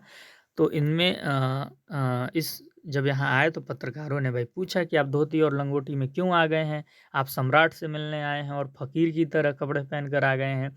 तो गांधी जी क्या जवाब देते हैं? गांधी जी 2 जवाब देते हैं और उनके 2 जवाब में आप देखेंगे कि पहला जवाब जो था, वो बोलते हैं कि आपके सम्राट ने सारे भारतीयों के कपड़े छीन लिए हैं और हमारे पास पहनने को यही बचा है। कितना शानदार जवाब वो देते हैं कि भाई जो आपके सम्राट हैं, हम भारतीयों को इतना चूस लिए हैं, हमारा सब कुछ छीन लिए कि अब हमारे पास बस यही फ़कीर, एक धोती और लंगोट ही बचा है। दूसरा जवाब वो क्या देते हैं? दूसरा जवाब वो देते हैं कि जब ब्रिटिशर भारत आए, तो उन्होंने क्या भारत की जलवायु के अनुसार पोशाक पहना? नहीं, वो तो पश्चिमी पोशाक ही पहने। तो मैं लंदन आकर क्यों यहाँ का पोशाक पहनूं? जब ब्रिटिशर भारत में रहकर भारत के वस्त्र को नहीं पहनेंगे, तो लंदन में आके भला मैं क्यों पहनूं? तो वो ये 2 जवाब देकर पत्रकारों को क्या करते हैं? शांत कर देते हैं। तो ऊपर गांधी जी द्वारा दिए गए दोनों ही जवाबों से एक भावी शिक्षाविद के रूप में आप क्या अर्थ निकाल पाए? गांधी जी आखिर ऐसा जवाब देकर क्या प्रतीत कराना चाहते थे पत्रकारों को? गांधी जी जोशीले वक्ता भले नहीं थे, पर उनकी हाजिर जवाबी और स्पष्टता से जवाब देने का तरीका क्या था? अनूठा था। आप देखेंगे कि महात्मा गांधी बहुत अच्छा भाषण नहीं दे पाते थे, वो जोशीले वक्ता नहीं थे। अगर आप ऐसा सोच रहे हैं तो आप गलत हैं। हाँ, लेकिन वो हाजिर जवाबी थे और बड़ी ही स्पष्टता से अपनी बातों को रखते थे। किसी को बुरा लगे, अच्छा लगे, वो मतलब नहीं था। वो अपने सिद्धांतों से समझौता अपने जीवन में नहीं करते थे। तो क बोलें आपका सही है। गांधी जी अपने पोशाक के द्वारा उस समय की भारत और भारतीयों के व्यथा और शोषण की सच्चाई दुनिया को प्रदर्शित करना चाहते थे। क्योंकि लंदन में उस समय जो राउंड टेबल कॉन्फ्रेंस हो रहा था, तो उसको पूरा दुनिया देख रहा था, दुनिया में उसकी तस्वीरें जा रही थी। तो महात्मा गांधी जी भारत का रिप्रेजेंट कर रहे थे, भारत को रिप्रेजेंट कर रहे थे, भारत के एक बड़े वर्ग का रिप्रेजेंट कर रहे थे, क्योंकि कांग्रेस उस समय बहुत ही बड़ी पार्टी थी और वो भारत के बहुसंख्यकों का प्रतिनिधित्व करती थी। तो गांधी जी दिखाना चाहते थे कि देखो एक भारतीय कैसा है, और इन ब्रिटिशरों ने, ये जो ब्रिटिश हैं, ये भारत को लूट-लूट कर कैसी स्थिति भारत की बना दिए हैं। तो आप बोले क एवं ख दोनों ही सही हो जाएगा। क एवं ख क्या हो जाएगा? दोनों ही सही हो जाएगा। इसी को इंग्लिश में हम देख लेते हैं। During the second round table conference September 7, 1931 to December 2, 1931, when journalist questioned Gandhi's attire, dhoti and loin cloth, and asked him why he wore this attire. Was it appropriate to meet the emperor in London? तो पहला जवाब वो क्या देते हैं? Your emperor has taken away the clothes of all Indians and now this is all we have left to wear. दूसरा जवाब वो क्या देते हैं? When the British come to India they did not wear clothes suitable for the Indian climate, so why should I wear western clothing in London? As a future educationalist, what could you infer from the two answer given by Gandhi ji above? तो गांधी जी में पहला option क्या है, Gandhi ji may not have been a passionate speaker but his wit and frankness were unique. Those through his attire, Gandhiji wanted to demonstrate to the world the truth about the suffering and exploitation of India and Indians that times। तो आप बोलेंगे ए and B दोनों ही क्या है भाई, correct answer है। Mahatma Gandhi the last phase discovery of Satyagraha के लेखक कौन हैं? तो उनके जो निजी सचिव थे प्यारे लाल अय्यर, वो इसके लेखक थे, ठीक ना। इसी प्रश्न को इंग्लिश में देखते हैं। Mahatma Gandhi the last phase discovery of Satyagraha is authored by, तो आप बोलेंगे प्यारे लाल नैयर, जो उनके पर्सनल सेक्रेटरी भी थे। महात्मा गांधी जी ने ब्रेड लेबर का विचार किससे लिया? तो टॉल्स्टॉय एक रूसी उपन्यासकार थे, उनसे लिया। और उनकी एक रचना थी वॉर एंड पीस, तो उनसे वो उन्होंने ब्रेड लेबर का विचार लिया। तो ए नंबर आपका करेक्ट हो जाएगा। Mahatma Gandhi borrowed the idea of bread labour, तो आप बोलेंगे टॉल्स्टॉय। और ये रशियन नोवेलिस्ट थे और उनकी एक रचना थी वॉर एंड पीस, जो 1918 में आई थी। उसी से इन्होंने ये विचार लिया। महात्मा गांधी जी के द्वारा स्थापित किए गए संस्थाएं कौन कौन सी हैं? तो 1894 में नटाल इंडियन कांग्रेस की स्थापना करते हैं। ट्रांसवाल ब्रिटिश इंडिया सोसाइटी की स्थापना 1903 में करते हैं। इंडियन ओपिनियन के प्रबंधन और प्रकाशन का जिम्मा वो 1 अक्टूबर 1904 को लेते हैं। फिनिक्स आश्रम की स्थापना करते हैं नवंबर दिसंबर 1904 में। टॉल्स्टॉय फार्म की स्थापना जोहान्सबर्ग में वो 1910 में करते हैं। साबरमती आश्रम की स्थापना वो 25 में 1915 में करते हैं। और इसके अलावा एक आपका अहमदाबाद में भी वो एक आश्रम की स्थापना करते हैं, जो इसमें नहीं है तो वो भी आप लिख लीजिएगा। वो साबरमती आश्रम से पहले हुआ था, ठीक ना। क से कुछ स्थान का नाम है, वो मेरे अभी दिमाग में आ नहीं रहा है। अगर आपके दिमाग में आए तो आप सर्च करके कमेंट में लिख दीजिएगा।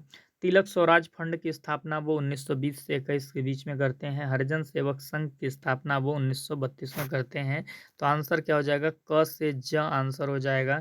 क से ज आपका ग नंबर ऑप्शन में है, तो ग नंबर ऑप्शन आपका सही हो जाएगा। इसी प्रश्न को इंग्लिश में देख लेते हैं। The following are the organisation founded by Mahatma Gandhi. तो नटाल इंडियन कांग्रेस की स्थापना 1894 में करते हैं। ट्रांसवाल ब्रिटिश इंडिया सोसाइटी की स्थापना 1903 में करते हैं। Management and publication of Indian opinion का जिम्मा वो 1 अक्टूबर 1904 में लेते हैं। फिनिक्स आश्रम की स्थापना वो नवंबर दिसंबर 1904 में करते हैं। टॉल्स्टॉय फॉर्म की स्थापना वो जोहान्सबर्ग में 1910 में करते हैं। और साबरमती आश्रम से भी पहले वो अहमदाबाद में कुचरहवा शायद एक जगह था, वहाँ पे एक आश्रम की स्थापना करते हैं। उसके बाद वो साबरमती आश्रम की स्थापना करते हैं मई 25 1915 में। और वो फिर वो तिलक स्वराज फंड की स्थापना करते हैं 1920 एंड 1921 के बीच में। हरिजन सेवक संघ की वो स्थापना करते हैं 1932 में। तो ए टू एच आंसर होगा। ए टू एच आपका सी नंबर ऑप्शन में है, तो यही आपका सही हो जाएगा। महात्मा गांधी जी की रचनाएं कौन कौन सी है? वेरी इंपॉर्टेंट प्रश्न है, यहाँ से प्रश्न आता है। तो हिंद स्वराज उन्हीं की रचना है। नाम बदल के पूछ लेता है। इंडियन होम रूल किसकी रचना है? तो वो भी महात्मा गांधी की ही रचना है, इसी का नाम है हिंद स्वराज का ही। 1909 से 1910 में ये लिखा था, ठीक ना। सत्य के साथ मेरे प्रयोग इनकी आत्मकथा है, 1927 में पब्लिश हुई। Satyagraha in South Africa 1928। Constructive programme its meaning and place 1941। Key to health 1948। इसमें पर्यावरण के संबंध में उनके विचार मिलते हैं। Non violence and peace and war satyagraha. Sarvodaya unto the last, जो जॉन रस्किन की रचना थी 1860 की, उसका रूपांतरण है सर्वोदय, ठीक ना। तो इसका सही आंसर होगा क से ज। तो ग नंबर ऑप्शन आपका क्या हो जाएगा? सही हो जाएगा। महात्मा गांधीज वर्क आर, तो आप बोलेंगे हिंद स्वराज या इंडियन होम रूल, जो 1909 या 1910 में आई। My experiments with truth art इनकी ऑटोबायोग्राफी है, 1927 में आई। सत्याग्रह इन साउथ अफ्रीका 1928 में आई। Constructive programme its meaning and place 1941। Key to health 1948। Non violence and peace in war satyagraha. और Sarvodaya. Sarvodaya unto the last जो जॉन रस्किन थे उनका 1860 में जो आया था अनटू द लास्ट, उसकी ही रूपांतरण है। तो इसका ए टू एच आपका सही आंसर हो जाएगा। A to H C number option में है, तो यही सही हो जाएगा। महात्मा गांधी जी द्वारा प्रकाशित पत्र पत्रिकाएं कौन सी हैं? तो यंग इंडिया है जो अंग्रेजी में प्रकाशित होती थी, हरिजन है, नवजीवन है जो गुजराती भाषा में प्रकाशित होती थी, इंडियन ओपिनियन है जो दक्षिण अफ्रीका में प्रकाशित होती थी। तो क, ख, ग और घ सही आंसर हो जाएगा। The newspaper and magazines published by Mahatma Gandhi are, तो आप बोलेंगे Young India, Harijan, Navjivan, Indian Opinion. A B C D. अगला प्रश्न है, महात्मा गांधी जी किन विद्वानों से प्रभावित थे? तो हेनरी डेविड थोरो से वो प्रभावित थे। उनकी एक रचना थी the essay on civil disobedience 1849 में। इसको पढ़ के वो हेनरी डेविड थोरो से प्रभावित हुए थे। जॉन रस्किन की अनटू द लास्ट पढ़ के, अनटू दिस लॉस्ट 1860 पढ़ के प्रभावित हुए थे। लियो टॉल्स्टाय से ये अत्यधिक प्रभावित थे। और लियो टॉल्स्टाय की जो रचना है the kingdom of is with in you 1894 में आई थी, उसको इन्होंने पढ़ा था। वार एंड पीस 1869 में जो आई थी उसको पढ़ा था। अन्ना कैरीना को पढ़कर वो टॉल्स्टाय से बहुत प्रभावित हुए थे। और लियो टॉल्स्टाय ने महात्मा गांधी के हिंद स्वराज की तारीफ भी की थी। स्वामी विवेकानंद जी से काफ़ी प्रभावित थे। जिस तरह से स्वामी विवेकानंद जी ने हिंदू धर्म को वैश्विक पटल पर स्थापित किया, हिंदू धर्म के पराकाष्ठा को या उनकी प्रतिष्ठा को, तो महात्मा गांधी जी ने भी जीवन पर्यंत हिंदू धर्म को समझने की कोशिश की। गोपाल कृष्ण गोखले जो महात्मा गांधी के राजनीतिक गुरु थे, उनसे ये प्रभावित थे। महात्मा गांधी जी के जो आध्यात्मिक गुरु थे रामचंद्र, और ये महात्मा गांधी से सिर्फ 2 साल ही बड़े थे, तो गांधी जी इनसे भी प्रभावित थे। गांधी जी छत्रपति शिवाजी महाराज से काफ़ी प्रभावित थे, क्योंकि जो स्वराज की मूल भावना थी वो उन्होंने यहीं से ली थी। ठीक ना। एक तो उपनिषद में भी स्वराज की बात की गई है, यानी हमारा स्वयं पे स्वयं का शासन होना चाहिए। तो गांधी जी ने जो स्वराज की मूल भावना की ली, स्वराज का जो प्रचार प्रसार किया, तो वो एक तो छत्रपति शिवाजी महाराज से उन्होंने वो लिया और एक उपनिषद से। भगवान महावीर स्वामी से वो काफ़ी प्रभावित थे, क्योंकि सत्य और अहिंसा का मूल उन्होंने यहीं से लिया था, क्योंकि उनकी माता वैष्णव धर्म को फॉलो करती थी और जैन धर्म में भी विश्वास रखती थी। तो आंसर क्या हो जाएगा? क से ज। क्या हो जाएगा आंसर? क से ज। इसी प्रश्न को हम अंग्रेजी में देख लेते हैं। Mahatma Gandhi was influenced by scholar like, तो हेनरी डेविड थोरो से उनकी एक रचना है the essay on civil disobedience 1849। John Ruskin की unto this last 1860। Leo Tolstoy the kingdom of is within you 1894। War and peace 1869। Anna Karenina. इन सभी को पढ़ के वो लियो टॉल्स्टाय से प्रभावित हुए। स्वामी विवेकानंद जी से प्रभावित थे गोपाल कृष्ण गोखले जो उनके पॉलिटिकल गुरु थे, रामचंद्र जो उनके स्पिरिचुअल गुरु थे, छत्रपति शिवाजी महाराज से उन्होंने स्पिरिट ऑफ स्वराज लिया, लॉर्ड महावीर स्वामी से उन्होंने ट्रूथ और नॉन वायलेंस सीखा। तो ए टू एच सही आंसर हो जाएगा। तो A to H C number option में है, तो सी नंबर ऑप्शन आपका सही हो जाएगा। 48 नंबर प्रश्न देखिए, बहुत ही शानदार है। कथन 1 क्या कह रहा है कि गांधी जी ने शिवाजी के देशभक्ति और नेतृत्व को सराहा। युद्ध और सैन्य शक्ति के माध्यम से स्वराज प्राप्ति शिवाजी का तरीका था। वही वो युद्ध और सेना के बल पर स्वराज को प्राप्त करना चाहते थे, और गांधी जी ने शिवाजी के देशभक्ति और नेतृत्व से सीखा। कथन 2 क्या कह रहा है भाई, लेकिन उन्होंने उनकी युद्ध नीति को अपनाया नहीं। अहिंसा और सत्याग्रह के माध्यम से स्वराज गांधी जी का तरीका था। देखिए, महात्मा गांधी जी छत्रपति शिवाजी के स्वराज से बहुत प्रेरित थे। वो मानते थे कि स्वराज जरूरी है हर समाज के लिए, लेकिन स्वराज को प्राप्त करने का तरीका मार काट नहीं है, ठीक ना, हत्या करना नहीं है।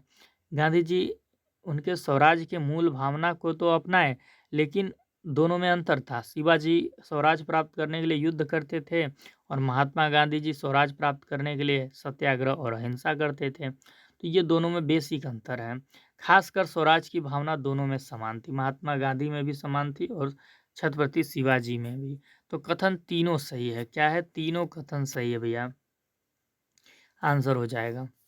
इसी प्रश्न को इंग्लिश में देख लेते हैं। स्टेटमेंट 1 क्या बोल रहा है? Gandhi ji admired Shivaji's patriotism and leadership. Shivaji's method was to achieve swaraj through war and military might. Statement 2 क्या बोल रहा है? However he did not adopt his war strategy. Gandhi's method was swaraj through non violence and satyagraha. Statement 3 the spirit of swaraj was particularly common to both. तो आप बोलेंगे कि all three statement are correct. तो A number option ही आपका सही हो जाएगा। 49 number प्रश्न क्या कह रहा है भाई? महात्मा गांधी बैरिस्टर की पढ़ाई करने के लिए लंदन कब गए? तो 1888 में गए। 1883 में उनकी शादी हुई। 1891 में वे लंदन से वापस लौटे और बम्बई में वकालत की। 1893 में साउथ अफ्रीका क्या करने गए? केस लड़ने गए शेख अब्दुल्ला का। तो आंसर ए ऑप्शन सही हो जाएगा। Mahatma Gandhi went to London to study law. तो आप बोलेंगे 1888। चंपारण सत्याग्रह के सफल होने के पश्चात कौन से 3 स्कूल बने? तो बहरहवा लखन सेन, भितरहवा गांव, मधुबनी विद्यालय की स्थापना हुई, इन 3 विद्यालयों की। तो आंसर क्या हो जाएगा भाई? क, ख और ग। क्या आंसर हो जाएगा? क, ख और ग। ठीक ना?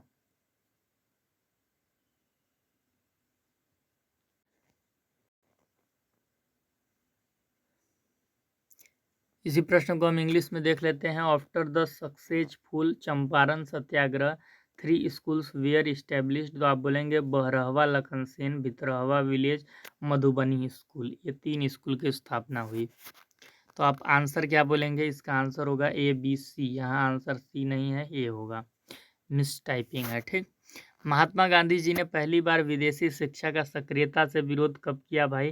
क्या चंपारण सत्याग्रह 19 अप्रैल 1917 के दौरान किया? अहमदाबाद मिल मजदूर आंदोलन 15 मार्च 1918 के दौरान किया? खेड़ा सत्याग्रह 22 मार्च 1918 के दौरान किया? तो कब किया? तो आप बताएंगे कि असहयोग आंदोलन 1 अगस्त 1920 के दौरान, जब असहयोग आंदोलन हो रहा था, तब उन्होंने पहली बार विदेशी शिक्षा का सक्रियता के साथ विरोध किया। Mahatma Gandhi first actively opposed foreign education during. तो आप बोलेंगे कि चंपारण सत्याग्रह जो अप्रैल 1917 को हुआ था उसमें नहीं। अहमदाबाद मिल वर्कर्स मूवमेंट्स जो 15 मार्च 1918 हुआ था उसमें भी नहीं। खेड़ा सत्याग्रह जो 22 मार्च 1918 में हुआ उसमें भी नहीं। तो 1 अगस्त 1920 नॉन कोऑपरेशन मूवमेंट के दौरान ऐसा किया गया। Option number D is right. Mahatma Gandhi ji को कौन कौन सी उपाधि मिली थी भाई? तो जुलू पदक मिला था, केसरिया हिंद 1915 में मिला था, बोर पदक मिला था 1899 एवं 1902 के दौरान साउथ अफ्रीका में। महात्मा की उपाधि उनको 1917 चंपारण सत्याग्रह सफल हुआ था तो रविन्द्रनाथ टैगोर दिए थे। राष्ट्रपिता सुभाष चंद्र बोस उनको उपाधि दिए थे। वन मैन आर्मी, जब भारत पाकिस्तान का दंगा हो रहा था विभाजन को लेकर, तो उन्होंने जाकर नोआखली के दंगे को कंट्रोल किया, बिहार में दंगे को कंट्रोल किया। तो उस समय माउंट बेटन ने उन्हें बोला था कि ये तो वन मैन आर्मी है। ठीक ना? तो इसका सही आंसर हो जाएगा क से च। इसका सही आंसर क्या हो जाएगा? क से च। तो क से च हमारा ग नंबर ऑप्शन में है, तो ग नंबर ऑप्शन हमारा सही हो जाएगा। इंग्लिश में देखते हैं। Mahatma Gandhi received the title of. तो उन्होंने जुलू का टाइटल लिया, केसर हिंद, बोर मेडल मिला। महात्मा की उपाधि 1970 में मिली और father of the nation Subhash Chandra Bose उन्हें उपाधि दिए। वन मैन आर्मी माउंटबेटन के द्वारा 1946 के 47 के समय बोला गया। तो ए टू एफ सही आंसर होगा, option number C is right. असहयोग आंदोलन के दौरान किन शैक्षिक संस्थानों की स्थापना की? गुजरात विद्यापीठ, जामिया मिलिया विश्वविद्यालय, तिलक विद्यापीठ, इन 3 की। मधुबनी विद्यालय चंपारण सत्याग्रह के बाद स्थापना हुआ था। ठीक ना? तो option number A is right हो जाएगा, क, ख और ग। इसी प्रश्न को हम अंग्रेजी में देखते हैं। Which educational institutions were establish during non cooperation movement? तो गुजरात विद्यापीठ, जामिया मिलिया, तिलक विद्यापीठ, मधुबनी विद्यालय आपका चंपारण सत्याग्रह के दौरान हुआ था, तो ये गलत हो जाएगा। ए एंड बी सी आपका ए बी सी सही हो जाएगा, यहाँ पे ए होगा, ये मिस टाइपिंग है, ठीक ना, ये क्या है आपका मिस टाइपिंग है। 54 नंबर प्रश्न क्या है भाई? महात्मा गांधी जी के द्वारा प्रतिपादित सिद्धांत है, तो ट्रस्टीशिप का सिद्धांत उन्होंने दिया। खेड़ा सत्याग्रह के दौरान सर्वोदय का सिद्धांत दिया। गांधी जी का ये सामाजिक पक्ष था सर्वोदय का सिद्धांत, कि जो समाज के बॉर्डर पे भी हैं उनको भी किसी भी चीज़ का लाभ मिलना चाहिए। आखिरी पंक्ति में खड़े व्यक्ति को भी लाभ मिलना चाहिए। राज्यहीन संकल्पना, राज्य के संदर्भ में उनके विचार थे कि भाई राज्य की कोई आवश्यकता ही नहीं है, यदि सभी व्यक्ति नैतिक बन जाएं तो क्यों कोई किसी पे शासन करेगा, सब अपने ऊपर शासन करेंगे। स्वराज की संकल्पना उनका कह सकते हैं कि वर्ग विहीन समाज के लिए एक सोच था।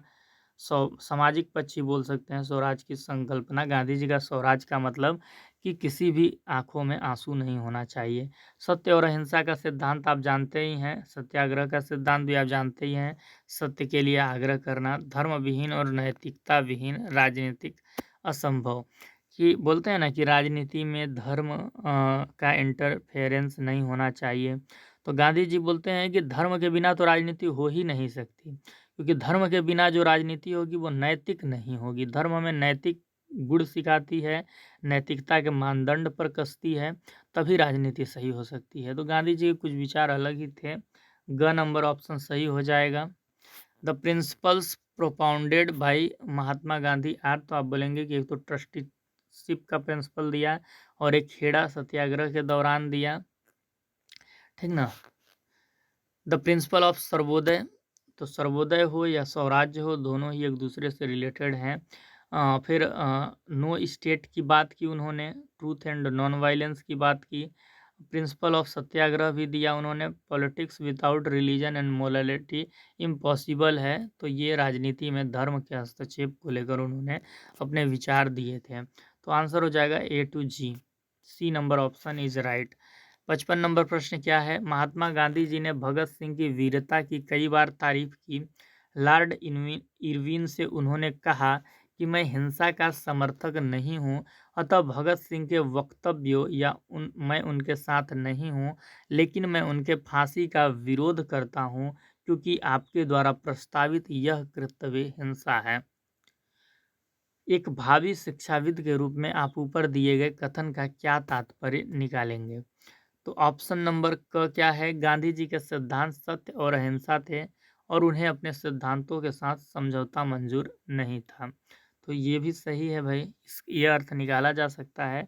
लेकिन जब भगत सिंह और भी क्रांतिकारी जब क्रांतिकारी मार्ग अपना रहे थे, यानी कि किसी की हत्या करना, बम से किसी चीज़ को उड़ा देना, किसी ट्रेन को लूट लेना, तो गांधी जी जब ये युवा ऐसे रास्ता चुन रहे थे, तभी गांधी जी ने कहा था कि आप ऐसा रास्ता नहीं चुनिए, हमें आज़ादी भले थोड़ी देर से मिले, लेकिन वो आज़ादी सही तरीके से मिलना चाहिए। तो आप आइए, अहिंसा के मार्ग से हम लोग आज़ादी प्राप्त करने का प्रयास करते हैं। लेकिन आप जानते थे कि भगत सिंह एक बहुत ही क्रांतिकारी व्यक्ति थे और बहुत ही बहादुर व्यक्ति थे, साहसी व्यक्ति थे, ठीक ना।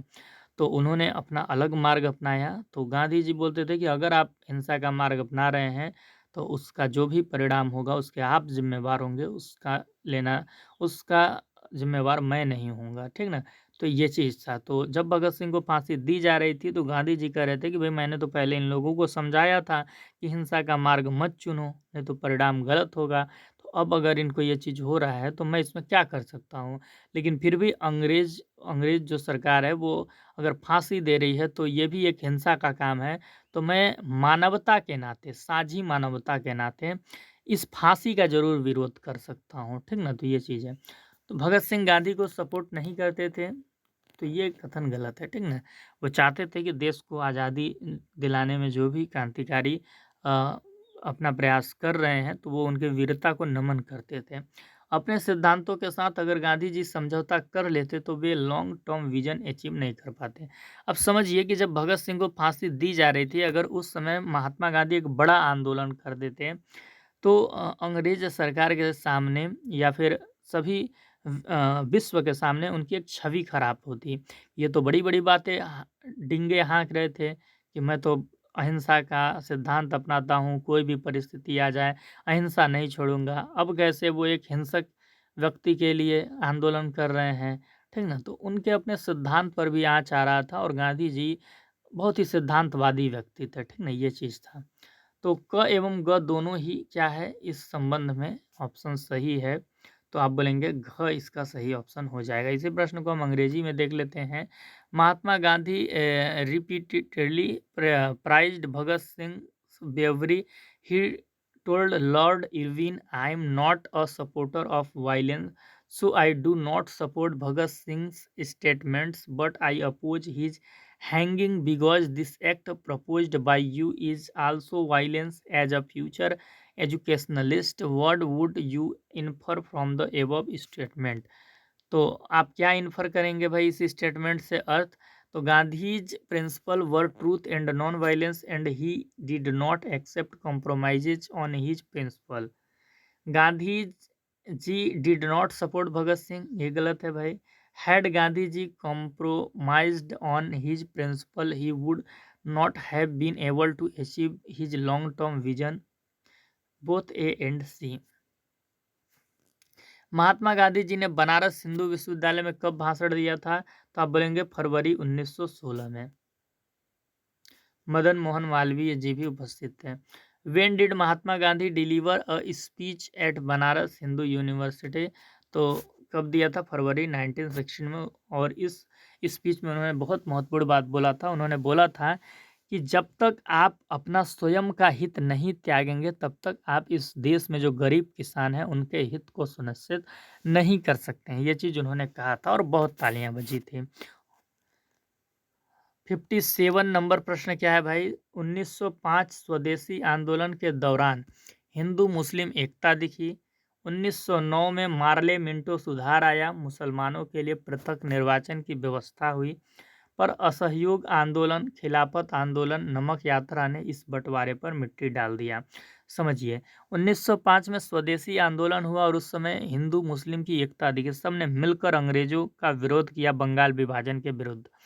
1909 में फिर अंग्रेज सरकार मार्ले मिंटो सुधार लेकर आई और मुसलमानों के लिए सेपरेट इलेक्टोरल दे दिया गया। लेकिन महात्मा गांधी जी जब असहयोग आंदोलन किए, खिलाफत आंदोलन किए, नमक यात्रा किए, तो उसमें क्या हिंदू क्या मुस्लिम सभी ने एक होकर बढ़ चढ़कर हिस्सा लिया और इससे जो हिंदू मुस्लिम एकता पे खतरा पैदा हुआ था उसको वो उन्होंने महात्मा गांधी जी ने अपने प्रयासों से पाट दिया, मिट्टी डाल दिया। लेकिन फिर क्या हुआ?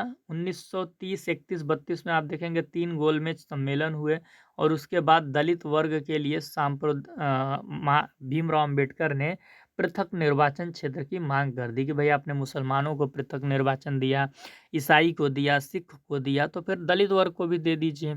और अंग्रेज सरकार तो फूट डालो और नीति करो के नीति पे चलती ही थी, तो उन्होंने फटाक से इसको मान लिया कि भाई अगर दलित वर्ग को मैं पृथक निर्वाचन हम लोग दे देते हैं तो हिंदू धर्म टूट जाएगा, बिखर जाएगा और इनका जो एक जन समूह है जो ये एकता दिखाते हैं उसमें भी खतरा आ जाएगा। तो अंग्रेज सरकार ने मान लिया और उन्होंने एक सांप्रदायिक अवार्ड घोषित किया, पंचांग घोषित किया, उसमें उन्होंने पृथक निर्वाचन की मांग को क्या किया, एक्सेप्ट कर लिया। तो जैसे ही अंग्रेज सरकार मान गई पृथक निर्वाचन देने के लिए दलित वर्ग को, महात्मा गांधी को बहुत दुख हुआ। महात्मा गांधी जी समझ गए कि अगर ये चीज़ हो गया, दलितों को पृथक निर्वाचन मिल गया तो हिंदू जो वर्ग है वो टूट जाएगा, बट जाएगा और हिंदू वर्ग बहुत कमज़ोर हो जाएगा और फिर हम जब भी कोई आंदोलन करेंगे या हिंदू वर्ग के हित की बात करेंगे तो हम उतनी मुखरता से आवाज़ को नहीं उठा पाएंगे। और अगर आप महात्मा गांधी जी को देखें तो वो किसी भी प्रकार के विभाजन के विरुद्ध थे। वो 2 धर्मों के बीच में भी फूट डालने के विरुद्ध थे, 2 भाषाओं के बीच में भी विवाद नहीं होना चाहिए, तो वो चाहते थे मिल-जुल कर रहा जाए। तो बापू ने धार्मिक जातीय खाई को धीरे-धीरे बड़ी मेहनत करके पाटने का अथक प्रयास किया था। महात्मा गांधी जी 1918 से 1932 में आप देखेंगे, मान लीजिए 1917 से ही ले लेते हैं, 1932 का जो दौर रहा था उसमें वो एक के बाद एक आंदोलन करते हैं और लगातार प्रयास करते हैं और उससे हिंदू मुस्लिम एकता दिखती भी है। लेकिन आप देखेंगे कि 1932 में फिर पृथक निर्वाचन की मांग हो जाती है दलित वर्ग के लिए, तो उनको बड़ी दुख होता है कि यार मैं 10-20 साल से लगातार प्रयास कर रहा हूँ लोगों को एक करने का, और यहाँ पर आ जा रहे हैं लोग अलग करने के लिए। उससे कुछ-कुछ संतुलन बन रहा था, लेकिन इसलिए दलित हेतु पृथक निर्वाचन क्षेत्र बापू को कतई स्वीकार नहीं था कि भाई मैं 20-25 साल से लगातार सबको एक करने की कोशिश कर रहा हूँ, और फिर ये फूट डालो और नीति करो, मतलब अलग करने वाली योजना आ रही है, तो गांधी जी को ये स्वीकार नहीं था। तो एक भावी शिक्षाविद के रूप में आप ऊपर दिए गए विवरणों का क्या मतलब निकालेंगे, बताइए भाई। क ऑप्शन क्या है कि बिना सभी वर्गों के हिस्सेदारी के जन आंदोलन को खड़ा करना, सरकार को झुका पाना असंभव था। आप बताइए कि क्या हिंदू धर्म अगर उस समय बँट जाता 2 टुकड़ों में, एक दलित वर्ग अलग हो जाता और बाकी एक अलग हो जाते, तो जितनी मुखरता से हम पहले आवाज़ उठा पा रहे थे, क्या आप फिर उठा पाते? नहीं उठा पाते। तो गांधी जी ने एक तो इसलिए अंबेडकर साहब के इस पृथक निर्वाचन के मांग का विरोध किया। दूसरा क्या था, पृथक निर्वाचन क्षेत्र से ऊंची जाति निम्न जाति बट रहे थे, इसलिए बापू राष्ट्रीय एकता के पक्ष में सशक्त रूप से खड़े हुए। ये भी सही है। रविन्द्रनाथ टैगोर ने उस समय गांधी के संबंध में कहा, क्योंकि जब अंग्रेज सरकार पृथक निर्वाचन की मांग को मान गई थी कि हाँ हम पृथक निर्वाचन दलित वर्ग को देंगे, तो उस समय महात्मा गांधी जी यरवदा जेल में थे, और उन्होंने उसी जेल में से ही क्या बोलते हैं, अ, भूख हड़ताल पे बैठ गए। और वो भूख हड़ताल कैसा था कि भाई आखिरी सांस तक रहेगा, अगर मेरी मांग नहीं मानी गई तो मैं मर जाऊंगा, लेकिन मैं क्या करूंगा, पीछे नहीं हटूंगा। ठीक ना? तो ये था। तो रविन्द्रनाथ टैगोर डर गए कि बाबा साहब भी नहीं मान रहे हैं समझौता के लिए, और अंग्रेज सरकार भी बड़ी हठी है, वो भी गांधी जी की मांग को नहीं मानेगी, यानी पृथक निर्वाचन को रिजेक्ट नहीं करेगी, तो हो सकता है ऐसे में गांधी जी की जान चली जाए। तो रविन्द्रनाथ टैगोर ने गांधी के संबंध में कहा था कि भारत की एकता और सामाजिक अखंडता के लिए यह एक उत्कृष्ट बलिदान है। हमारे व्यथित हृदय आपकी महान तपस्या का आदर और प्रेम के साथ अनुसरण करेंगे। घ नंबर ऑप्शन क्या है? घ नंबर ऑप्शन है, गांधी जी के सिद्धांत के बारे में सबको पता था। किसी भी हाल में गांधी अपने सिद्धांत से समझौता नहीं करेंगे, भले जान चली जाए। और अंग्रेजों के शासन के बारे में भी पता था कि ये भी नहीं झुकेंगे, तो लोगों को लगता था कि हम गांधी को खो न दें। अंबेडकर गांधी जी को बचाना चाहते थे। हाँ, यह भी एक मानवीय कारण था।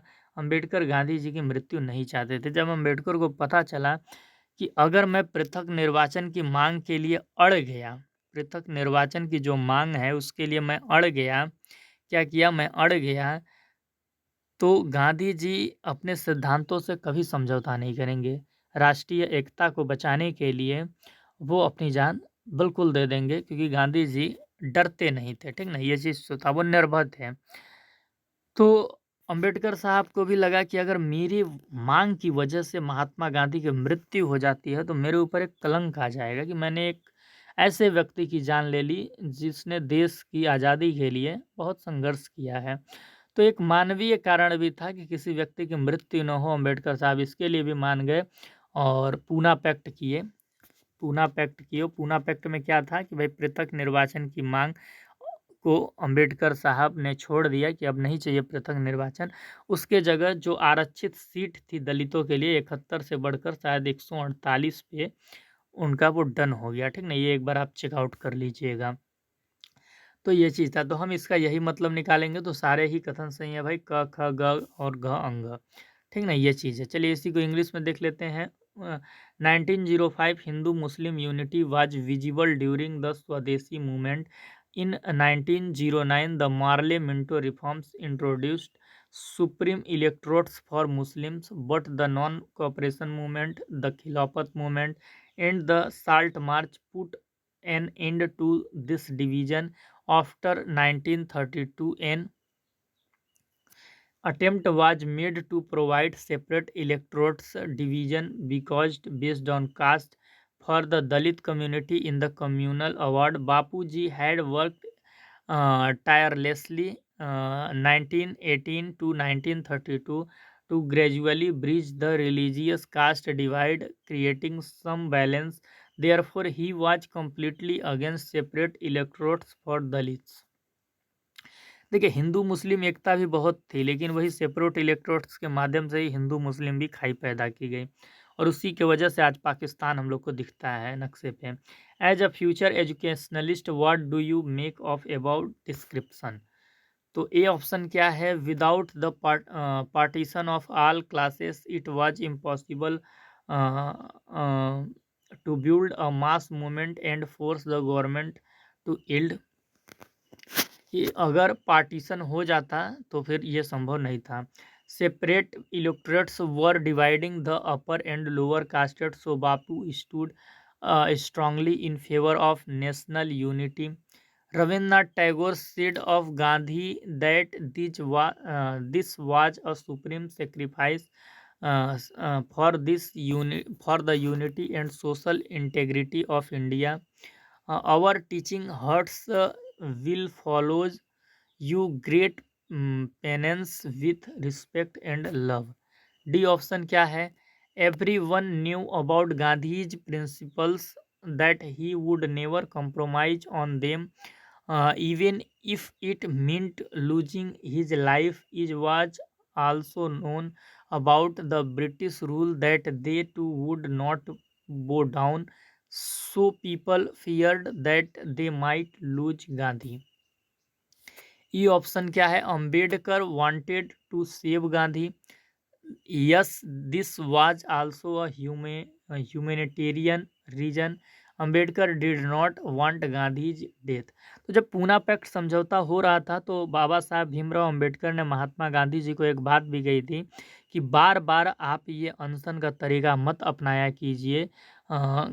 आपको देश को आपकी ज़रूरत है, आप जैसे व्यक्ति की ज़रूरत है, तो मैं आपसे प्रार्थना करता हूँ कि आप बार बार ये अनशन का तरीका करके हमें मजबूर ना किया कीजिए। ठीक ना, ये चीज़ है। तो ए बी सी डी ई सही होगा। 58 नंबर प्रश्न क्या है, राजधानी दिल्ली में स्वतंत्रता प्राप्ति के उपलक्ष्य में जोर जोर से उत्सव मनाए जा रहे थे, लेकिन महात्मा गांधी इस समय राजधानी में उपस्थित नहीं थे। इस समय वह कोलकाता में थे, लेकिन वहां भी उन्होंने ना तो किसी कार्यक्रम में सहभागिता की और ना ही उन्होंने कहीं झंडा फहराया। इस दिन वह 24 घंटे के उपवास पर थे। ऐसा रहने के पीछे क्या कारण था? तो ये 15 अगस्त 1945 की बात हो रही है, जब हमारे देश को आज़ादी मिल चुकी थी। लेकिन आप देखेंगे कि ये जो दिन था 15 अगस्त 1947, उस समय जो राजधानी हमारी दिल्ली थी, लोग बड़े ही उत्सव मना रहे थे, बहुत ही खुश मिजाज थे।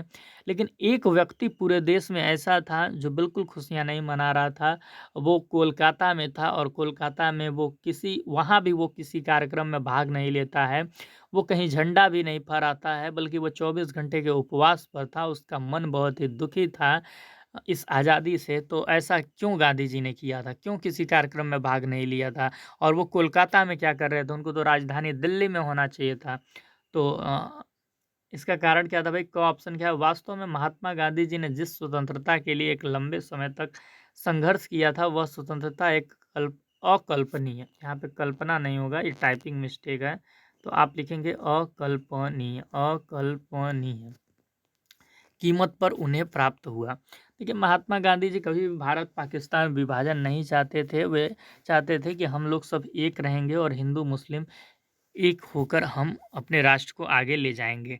ठीक ना? लेकिन आप देखेंगे कि अंग्रेज़ों ने जो चाल चला, सेपरेट इलेक्टोरेट्स शुरुआत से ही मुसलमानों को दिया, तो उसमें आप देखेंगे कि जो सेपरेट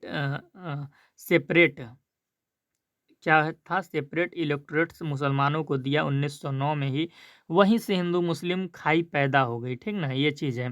और वहीं से एक अलग राष्ट्र की मांग का जन्म हुआ, मतलब मूल तो वहीं से निकला। फिर इसके बाद लगातार मोहम्मद अली जिन्ना के द्वारा मुस्लिम लीग को अंग्रेज़ों का सपोर्ट मिला। अंग्रेज़ों ने उसको काफ़ी सपोर्ट किया और वो बाद में हमारे लिए बहुत ही नासूर बन गया। ठीक ना? तो ये चीज़ था। तो गांधी जी भारत पाकिस्तान विभाजन के ज़िम्मेवार नहीं हैं, बल्कि आपका मोहम्मद अली जिन्ना है, अंग्रेज़ सरकार है, अंग्रेज़ सरकार की फूट डालो और राज करो नीति है। ठीक ना? ख क्या है, ज़ाहिर बात है दुःख तो था ही उसमें। एक तो क्या हुआ था, बहुत ज़्यादा दंगा हुआ था उस समय जब आज़ादी मिल रही थी, फसाद हुआ। भारत जो देश है वह 2 भागों में बँट रहा था। आप यहाँ भावना को समझिए। जिस व्यक्ति ने समाज को जोड़ने के लिए 8-8, 10-10 साल काम किया, रचनात्मक काम किए, बड़े-बड़े आंदोलन किए, उसमें सभी की सहयोगिता बढ़ाई, यहाँ तक कि वो खिलाफत आंदोलन भी किए ताकि हिंदू मुस्लिम एक हो सकें। तो ऐसे में जब भारत आज़ाद हो रहा था तो हिंदू मुस्लिम को मार रहा है, मुस्लिम हिंदू को मार रहा है और देश की सीमा 2 भागों में बँट चुकी है, यानी 2 देश बन रहे हैं, तो वो व्यक्ति कैसे खुश होता है जिसने आजीवन दोनों संप्रदायों को एक करने की राजनीति की हो। तो ये चीज़ था। ग ऑप्शन क्या है, राजनीतिक जीवन छोड़कर समाज सुधार में लग रहे हिंदू मुसलमान को एक करने के लिए कई सारी परेशानियों का उन्होंने सामना किया। जोड़ते रहे, अहिंसा के लिए आलोचना भी बहुत सारी सही, लेकिन उन्होंने कभी हिंसा नहीं की। और बाद में देश को आज़ादी कैसे मिली? हिंसा के मतलब कि देश को आज़ादी मिल भी रही थी तो उस समय हिंसा का माहौल था, तो वो कैसे खुश होते? वहाँ आज़ादी के समय धर्म हिंसा के नाम पर बँटवारा हो रहा था 2 देशों का, कि भाई मुसलमानों के लिए एक अलग देश होना चाहिए और नहीं देंगे तो हिंसा करके हम लेंगे। तो गांधी जी का जीवन पूरा शांति के लिए रहा है, आपने देखा है। तो ऐसे समय में जब अशांति का माहौल था, तो उस व्यक्ति से आप कैसे उम्मीद करते कि वह खुशियाँ मनाएगा? अलग-अलग जगह पर जहाँ हिंसा हो रही थी, वो व्यक्ति वहाँ पर जाकर उन लोगों को मनाने का काम कर रहा था। तो इसलिए गांधी जी उस समय खुश नहीं थे और वो उन्होंने कोई उत्सव नहीं मनाया था। तो ग नंबर ऑप्शन आपका सही हो जाएगा। इसी प्रश्न को हम अंग्रेजी में देख लेते हैं। In the capital Delhi celebration were being held with great enthusiasm to mark the attainment of independence, but Mahatma Gandhi was not present in the capital at that time. He was in Kolkata at that time, but even there he neither participated in any program nor did he hoist the flag anywhere. What was the reason behind his 24-hour fast on this day?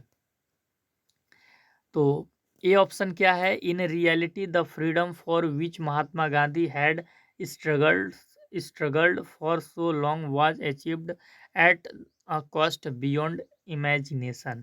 जैसा उन्होंने सोचा था उस प्रकार की आज़ादी उनको नहीं मिल रही थी। Obviously there was sadness and what happened was immense rioting. India was being divided into two parts. You should understand the sentiment here. The person who worked for 10 years to unite society. Option C क्या है? Option C है, he left political life and engaged in social reform. He faced many difficulties to unite Hindus and Muslims. So he continued to unite them. Criticism for non-violence is justified.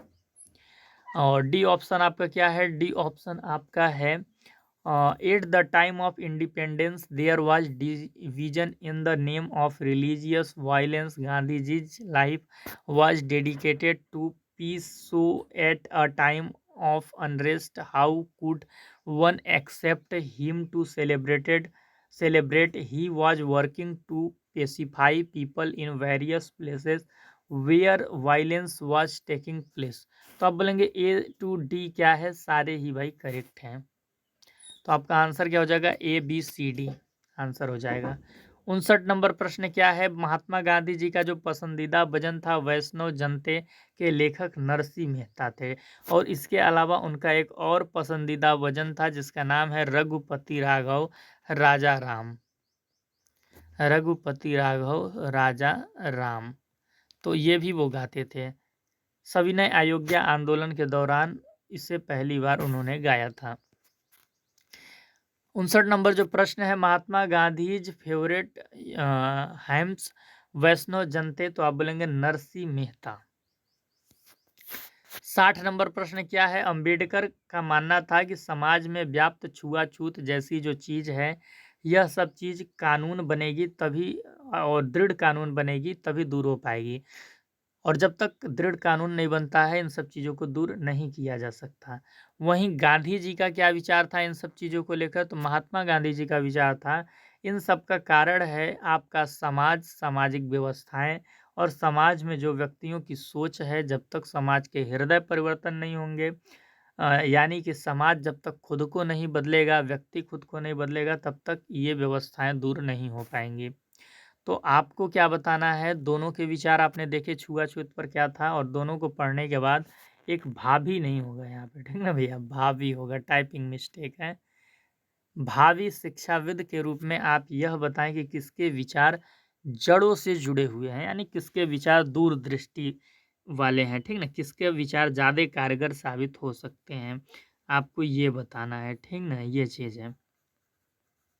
ठीक, तो पहला option क्या है, अंबेडकर के विचार थोड़े व्यवहारिक तो हैं कि भाई दृढ़ कानून बनाकर छुआछूत को खत्म करेंगे तो ये चीज़ खत्म हो जाएगी, पर पूर्ण रूप से कारगर नहीं है। अगर कारगर पूर्ण रूप से होती तो आप देखेंगे कि आज संविधान लागू है, तो संविधान लागू होने के बाद भी अभी आपने मध्य प्रदेश में एक घटना देखी होगी, वहाँ एक दलित युवक पर एक उच्च जाति का व्यक्ति क्या कर देता है, पेशाब कर देता है, उसके मुंह पे पेशाब कर देता है।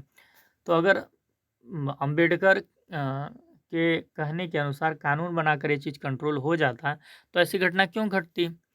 आपने देखा होगा उत्तर प्रदेश में एक यादव ने कथा कह दिया था, तो उसका बहुत शोषण किया गया था। उसमें वहाँ एक महिला थी, उसने उस पर उसको अपना मूत्र पिला दिया। तो बताइए, आज तो संविधान है, तो फिर ऐसी घटनाएँ क्यों घट रही हैं? आज तो कानून बन गया है। तो ऐसी स्थिति में क्या लगता है कि भाई अंबेडकर के विचार व्यवहारिक तो थे, लेकिन पूर्ण कारगर नहीं थे, ठीक ना? वर्तमान भारत में जब हम बी नंबर ऑप्शन क्या है, वर्तमान भारत में जब हम आज़ादी के अमृत महोत्सव को मना रहे हैं और संविधान आज सर्वोपरि है, फिर भी छुआछूत, शोषण जैसी घटनाएं घट रहे हैं, तब लगता है कि महात्मा गांधी जी की बातों में दूरदृष्टि थी और इस समस्या का जड़ से समाधान उनके विचारों से ही किया जा सकता है। उनके विचार थोड़े सैद्धांतिक या कल्पना से भरे हुए जरूर लगते हैं, पर गहराई उसी में है, ठीक ना? तो महात्मा गांधी जी की आज बात सटीक साबित होती है कि भाई देखिए, आज संविधान लागू है, आज संविधान को हम सर्वोपरि भी मानते हैं, ठीक ना, लेकिन फिर भी आप देख रहे हैं कि एक यादव अगर कथा कह दे रहा है तो एक भाभी उसको अपना मूत्र पिला दे रही है। और आप देख रहे हैं कि मध्य प्रदेश में एक दलित युवक के मुंह पे पेशाब कर दिया जाता है। तो ऐसी घटनाएँ क्यों हो रही हैं? तो जब तक हम हृदय परिवर्तन नहीं करेंगे, जब तक व्यक्ति खुद की सोच में बदलाव नहीं करेगा, समाज अपनी सोच में बदलाव नहीं करेगा, ये घिसी-पिटी जो विचारधारा है इसको नहीं बदलेगा, तब तक कितना भी कानून बना लीजिए, आप इस पर नियंत्रण पूर्ण तरीके से नहीं कर सकते। ठीक ना? ये चीज़ है। तो यहाँ पर हम महात्मा गांधी जी का शिक्षा दर्शन पढ़ रहे हैं, तो महात्मा गांधी जी के विचारों को समझना ज़रूरी है हमें, तो क एवं ख दोनों हो जाएगा। इसी प्रश्न को हम अंग्रेजी में देख लेते हैं। Ambedkar, the untouchability prevalent in society can not be eradicated unless it is strengthened by enacting laws. Mahatma Gandhi ji वहीं क्या कहते हैं, the reason for all this your society, its social system, and the thinking of individual within it. Unless the heart of society change, that is, unless society changes itself and individuals change themselves, the existing system will not be eradicated. ठीक ना, ये चीज़ है। After reading the thoughts of both as a learned scholar, please tell me whose thoughts are more deeply rooted. तो A option क्या है, Ambedkar's ideas are somewhat practical but not completely effective, otherwise even after the implementation of the constitution it would not have been possible for a Dalit youth to be urinated upon by an upper caste person in Madhya Pradesh, nor would Yadav have been exploited in Uttar Pradesh for telling a story. In present day India, as we celebrated the Amrit Mahotsav of Independence, and the Constitution holds supreme authority, at incidents like untouchability and exploitation continue to occur. It seems that Mahatma Gandhi's words were far cited, and that his ideas alone can address this problem at its roots. His ideas may seem a bit theoretical or speculative, but they hold the deepest depth. तो आप बोलेंगे कि दोनों के ही विचार भाई सही हैं अपने-अपने जगह पर, बिना कानून बनाए भी हम छुआ-छूत पर कंट्रोल नहीं कर सकते और जब तक हम लोगों का हृदय परिवर्तन न करा लें, तब तक इस पे हम पूर्ण रूप से इसको एड्रेस नहीं कर सकते। 61 नंबर प्रश्न क्या कहता है 1857 के संग्राम के बाद 1885 के बीच में कोई बड़ा विद्रोह नहीं हुआ। हाँ, एक प्रमुख घटना ज़रूर हुई कि 1869 में 2 अक्टूबर के दिन महात्मा गांधी जी का जन्म हुआ और यह तूफ़ान के पहले की शांति थी। हम एक तरीके से कह सकते हैं कि भारतीय राष्ट्रीय आंदोलन का तूफ़ान जन्म लेकर पल्लवित होने लगा था। इस कथन के समर्थन में अपना तर्क दीजिए। कहना क्या चाह रहा है कि देखिए कि आप 1857 में बहुत ही भीषण क्रांति हुई और हमारे लोगों को मारा गया, ठीक ना? उसके बाद आप देखेंगे 1885 तक कोई बड़ा विद्रोह नहीं हुआ। 1885 के बाद ही छिटपुटिया घटनाएँ होने लगी। उस वहाँ तो एकदम शांति बनी रही, छोटा-मोटा विद्रोह होता था, उसको अंग्रेज़ दबा देते थे। हाँ, लेकिन एक प्रमुख घटना ज़रूर हुई कि 2 अक्टूबर 1869 को एक बच्चे का जन्म हुआ और ये बच्चा महात्मा गांधी थे और ये जैसे तूफ़ान के आने के पहले शांति नहीं होती है कि मौसम एकदम शांत होता है, अचानक फिर तूफ़ान आता है। जब मौसम अत्यधिक शांत हो जाता है तो सबको पता चल जाता है कि भाई अब समुद्र में लहर आने वाली है, ठीक ना? ये चीज़ है। तो वो उसी प्रकार की घटना थी महात्मा गांधी का जन्मदिन, ठीक ना? ये चीज़ है। तो जब महात्मा गांधी जी का जन्म हुआ तो ये कुछ उस प्रकार का था कि भारतीय राष्ट्रीय आंदोलन का तूफ़ान जन्म ले लिया था और वो धीरे-धीरे पल्लवित हो रहा था। तो आपको इसके समर्थन में अपना तर्क देना है कि आप इस बात की पुष्टि कैसे करेंगे? ये जो बात लिखी गई है, इसके समर्थन में क्या तर्क आप देंगे? तो पहला ऑप्शन है भारतीय राजनीति में महात्मा गांधी जी ने प्रवेश किया और शीघ्र ही राष्ट्रीय आंदोलन के कर्णधार बन गए। 1915 में वो भारत आते हैं, 1916 में बीएचयू में भाषण देते हैं, 1917 में चंपारण सत्याग्रह करते हैं, 1918 में अहमदाबाद मजदूर आंदोलन 18 में ही खेड़ा सत्याग्रह करते हैं, 1919 में रॉलेट एक्ट का विरोध करते हैं, 1920 में जब असहयोग आंदोलन करते हैं तो आप देखेंगे कि पूरा भारत का जनसमूह उनके पीछे था। बच्चा, युवा उनके असहयोग आंदोलन में पार्टिसिपेट कर रहा था। तो जैसे ही वो भारतीय राजनीति में प्रवेश करते हैं, बहुत ही जल्द वो क्या करते हैं, भारतीय राष्ट्रीय आंदोलन के कर्णधार बन जाते हैं, यानी सभी भारतीयों के वो जन नेता बन जाते हैं। तो इस आधार को ध्यान में रखकर हम कह सकते हैं कि जब 2 अक्टूबर 1869 में उनका जन्म हुआ, तो ये एक तूफान का जन्म हुआ था और वो पल्लवित हो रहा था। ठीक ना? ये चीज़ है। ऑप्शन नंबर बी क्या है? भारत के राजनीतिक पटल पर महात्मा गांधी का आविर्भाव हुआ, जिन्होंने सत्य और अहिंसा पर आधारित सत्याग्रह, असहयोग और सविनय अवज्ञा जैसे अस्त्र शस्त्रों के साथ पूरे देश में अलग जगह दी। लोग बोलते हैं ना कि अहिंसा से कुछ प्राप्त नहीं किया जा सकता, तो ऐसी बात नहीं है। अगर आपके इरादे मजबूत है और आप में दृढ़ इच्छा शक्ति है, तो असहयोग, सविनय अवज्ञा और अहिंसा सत्याग्रह के माध्यम से भी बहुत सारी चीज़ें की जा सकती हैं। ठीक ना? ये चीज़ है। भारतीय राष्ट्रीय आंदोलन के अगर पूरे काल को देखा जाए तो उसमें सबसे ज़्यादा समय तक लड़ाई में बने रहने वाला जो खिलाड़ी था, वो यही व्यक्ति था। इसलिए हम इस आधार पर भी इस बात को पुष्टि दे सकते हैं। तो इसका आंसर होगा उपयुक्त सभी।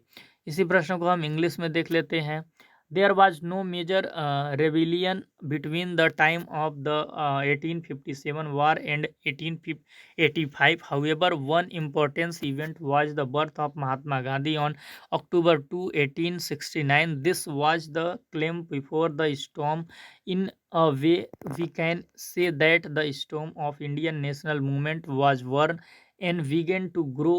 Give your argument in support of this statement. तो ए ऑप्शन क्या है? Mahatma Gandhi entered Indian politics and soon become the leader of national movement. Mahatma Gandhi दूसरा ऑप्शन है Mahatma Gandhi emerged on the Indian political scene spreading awareness throughout the country with the weapons of satyagraha, non-cooperation and civil disobedience based on truth and non-violence. C option क्या है? If we consider the entire period of the Indian national movement he was the person who remained in the fight for the longest time. तो all of the above इसका सही answer हो जाएगा। 62 number प्रश्न क्या है? महात्मा गांधी जी के संदर्भ में सही कथन है? 1883 में इन्होंने शादी की, लगभग 13 वर्ष की उम्र में। बात सही है। कस्तूरबा बाई से शादी की थी। हरिलाल, मणिलाल, रामदास, देवदास उनके पुत्र के नाम हैं। जमुनालाल बजाज भी उनके मतलब ऐसे पुत्र हैं जिन्होंने महात्मा गांधी को अपने पिता के रूप में गोद लिया था। 1851 में लंदन से वो वापस लौटते हैं मुंबई में वकालत शुरू करने के लिए। 1893 में वे दक्षिण अफ्रीका शेख अब्दुल्ला का मुकदमा लड़ने के लिए जाते हैं। ठीक ना? तो चारों ही कथन सही हैं, तो आप बोलेंगे क, ख, ग और घ सही है। इस प्रश्न को हम अंग्रेजी में देख लेते हैं। The correct statement regarding Mahatma Gandhi is married in 1883 at the age of about 13। Harilal, Manilal, Ramdas, Devdas are his sons name. Returned from London in 1891 and began practicing law in Bombay. D option क्या है? Went to South Africa in 1893 to plead Sheikh Abdullah's case. ठीक ना? तो A B C D बोलेंगे कि सही है। 63 number प्रश्न क्या है? मनरेगा 2005 को वर्तमान में विकसित भारत जी राम जी 2025 से बदला गया। महात्मा गांधी का नाम योजना से हटाने को लेकर काफ़ी विवाद हुआ। फिर प्रज्ञा सिंह ठाकुर आप देखेंगे कि 2019 में एक बयान देती है कि नाथूराम गोडसे तो देशभक्त है और महात्मा गांधी की हत्या करके उसने देशभक्ति का काम किया है। एनसीईआरटी अभी रिसेंट में आप देखेंगे कि गांधी से संबंधित विषय वस्तु को सीमित कर रहा है, उसमें कटौती काट छांट कर रहा है। सोशल मीडिया पर आप देखेंगे कि गांधी विरोधी बातों का बड़ी ही तेज़ी से दुष्प्रचार हो रहा है। तो ऐसी कई अन्य घटनाएं गांधी जी के विरोध में घट रही हैं। तो आप एक भावी शिक्षाविद के रूप में कैसे राष्ट्रपिता महात्मा गांधी के आदर्शों मूल्यों को प्रासंगिक बनाए रखेंगे? तो ऐसी कई अन्य घटनाओं के दौर ऐसा चल रहा है कि महात्मा गांधी जी को नीचा दिखाने की कोशिश की जा रही है। तो इस तरीके के दौर में आप एक शिक्षाविद के रूप में, भावी शिक्षाविद के रूप में राष्ट्रपिता महात्मा गांधी के आदर्शों को, मूल्यों को प्रासंगिक बनाने के लिए आप क्या करेंगे बताइए? तो क ऑप्शन है उनके प्रमुख सिद्धांत जैसे सत्याग्रह, अहिंसा, स्वराज को आधुनिक संदर्भ में जोड़ा जाए। जैसे देखिए, आप बोलेंगे कि अहिंसा महत्वपूर्ण नहीं है, क्रांति ही महत्वपूर्ण है। तो आप वर्तमान में देखते हैं कि एनडीए गवर्नमेंट ने 3 काले कृषि कानून लाए थे, ठीक ना? जिसके लिए एक बहुत बड़ा मास आंदोलन हुआ था, ठीक ना? तो क्या लोगों ने उसके लिए मारकाट की थी, घर-वर जला दिए थे किसी के, या किसी की हत्या-वत्या कर दी थी? लोगों ने अहिंसात्मक तरीके से ही तो अपनी आवाज़ उठाई थी। बल्कि सरकार ने उस पर बड़ी ही बर्बरता से आंसू गैस के गोले चलाए थे, फायरिंग की थी, इधर-उधर चीज़ें हुई थी, ठीक ना? तो आज भी जब हमारे साथ अन्याय होता है, हमारे अधिकारों पर अंकुश लगाया जाता है, तो वही जो गांधी जी उस समय प्रैक्टिस करते थे जिस चीज़ को, आज भी हम वही करते हैं। क्योंकि ये हमारे भारत के मूल के कड़-कड़ में है, ठीक ना? हम किसी की हत्या नहीं कर सकते और उसको जस्टिस भी नहीं ठहरा सकते, ये चीज़ है। बहस, चर्चा और वाद-विवाद के माध्यम से तर्क आधारित सोच को बढ़ावा दिया जाए। आप देखते हैं कि भगत सिंह की मौत का ज़िम्मेदार गांधी जी को ठहराया जाता है, जबकि भगत सिंह का रास्ता उनके अपने विवेक पर उन्होंने चुना था और भारत-पाकिस्तान का विभाजन उनको ज़िम्मेदार ठहराया जाता है, जबकि भारत-पाकिस्तान के विभाजन का असली ज़िम्मेदार ब्रिटिश गवर्नमेंट थी। अगर वो सेपरेट इलेक्टोरेट्स न देती तो ऐसा न होता। मोहम्मद अली जिन्ना को वो सपोर्ट न करते तो ऐसा न होता। ये चीज़ था। इसके अलावा आप देखते हैं कि अंबेडकर और गांधी जी के बीच में भी द्वंद्व पैदा करने की कोशिश की जाती थी। अंबेडकर और गांधी जी के बीच में मैं इस बात पे सहमत हूँ कि वैचारिक मतभेद था। दोनों के विचार बिल्कुल अलग थे, बिल्कुल ही अलग थे। लेकिन दोनों में एक साझी मानवता थी और दोनों ही साझी मानवता के सिद्धांत पर एक साथ खड़े होने के लिए तैयार भी थे, ठीक ना? ये चीज़ है। और इसीलिए महात्मा गांधी जी ने ही उन्हें संविधान बनाने का प्रस्ताव दिया था, ये चीज़ है। तो हम युवाओं को बहस, चर्चा और वाद-विवाद के माध्यम से तार्किक बनाने का प्रयास करें ताकि जब भी ये व्हाट्सएप यूनिवर्सिटी वाला ज्ञान फैलाया जाए, तो उस पे वो विश्वास करने के बजाय उसको जाँचने का काम करें। ग नंबर ऑप्शन क्या है? केवल सैद्धांतिक ज्ञान नहीं बल्कि व्यवहार में उतारने पर जोर दिया जाए। जैसे सामूहिक सेवा हो गया, कम्युनिटी सर्विस, स्वच्छता अभियान, अहिंसात्मक संघर्ष के उदाहरण, विद्यालयों में शांति और सहिष्णुता आधारित गतिविधियां कराई जाए। महात्मा गांधी जी जो चीज़ किया करते थे, जो उनके सिद्धांत थे, उससे संबंधित एक्टिविटीज कराई जाए और उन सिद्धांतों का महत्व बच्चों को समझाया जाए, ताकि बचपन से ही महात्मा गांधी के प्रति उनमें देशभक्ति पैदा हो। वीडियो, पॉडकास्ट, ब्लॉग के जरिए गांधी जी के असल विचारों को और उनके विचारों की जो इम्पोर्टेंस है उसको जन जन तक पहुंचाया जाए, जिससे व्हाट्सएप यूनिवर्सिटी का जो कंटेंट है उस पर अटैक किया जा सके। विश्वविद्यालयों में गांधी जी के विचारों पर नए शोध को प्रोत्साहित किया जाए, नियमित रूप से सेमिनार आयोजित किए जाएं, वर्कशॉप, व्याख्यान आयोजित किया जाए, ताकि नई पीढ़ी को गहराई से गांधी जी के आदर्शों की समझ हो सके। गांधी जी के आदर्शों को जीवित रखना केवल इतिहास पढ़ाने का कार्य नहीं है, बल्कि यह वर्तमान समाज को बेहतर बनाने की प्रक्रिया है। आपको क्या लगता है कि गांधी जी के आदर्शों और मूल्यों को पढ़ाकर हम गांधी जी पर एहसान कर रहे हैं? नहीं, नहीं, ऐसा नहीं। गांधी जी के आदर्शों और मूल्यों को पढ़ाकर हम समाज के ऊपर एहसान कर रहे हैं। अगर आप चाहते हैं कि समाज में हिंसा ना हो, समाज में लोग एक दूसरे की जान न लें, ठीक ना? क्योंकि अगर सब लोग एक दूसरे छोटे-छोटे मामलों के लिए एक दूसरे को मारने-पीटने लगे, हत्या करने लगे, तो फिर समाज तो बर्बर हो जाएगा, हिंसक हो जाएगा। तो गांधी जी के आदर्श और मूल्यों को पढ़ाकर हम गांधी जी पे एहसान नहीं कर रहे हैं, बल्कि हम समाज को बेहतर बनाने की प्रक्रिया कर रहे हैं। तो आप समझ सकते हैं कि इस संदर्भ में गांधी जी के जो मूल्य हैं, आदर्श हैं, वो कितने इम्पोर्टेंट हैं। तो जो ग नंबर ऑप्शन है वो सही हो जाएगा, ठीक ना? ये चीज़ है। इसी प्रश्न को हम अंग्रेजी में देख लेते हैं। मनरेगा जो 2005 में आया has been replaced with VB Ramji Viksit Bharat G Ramji 2025। There was a lot of controversy regarding the removal of Mahatma Gandhi's name from the scheme. Pragya Singh Thakur statement in 2019 limitation of Gandhi related content in NCERT, increase in anti-Gandhi propaganda on social media and many other such incidents.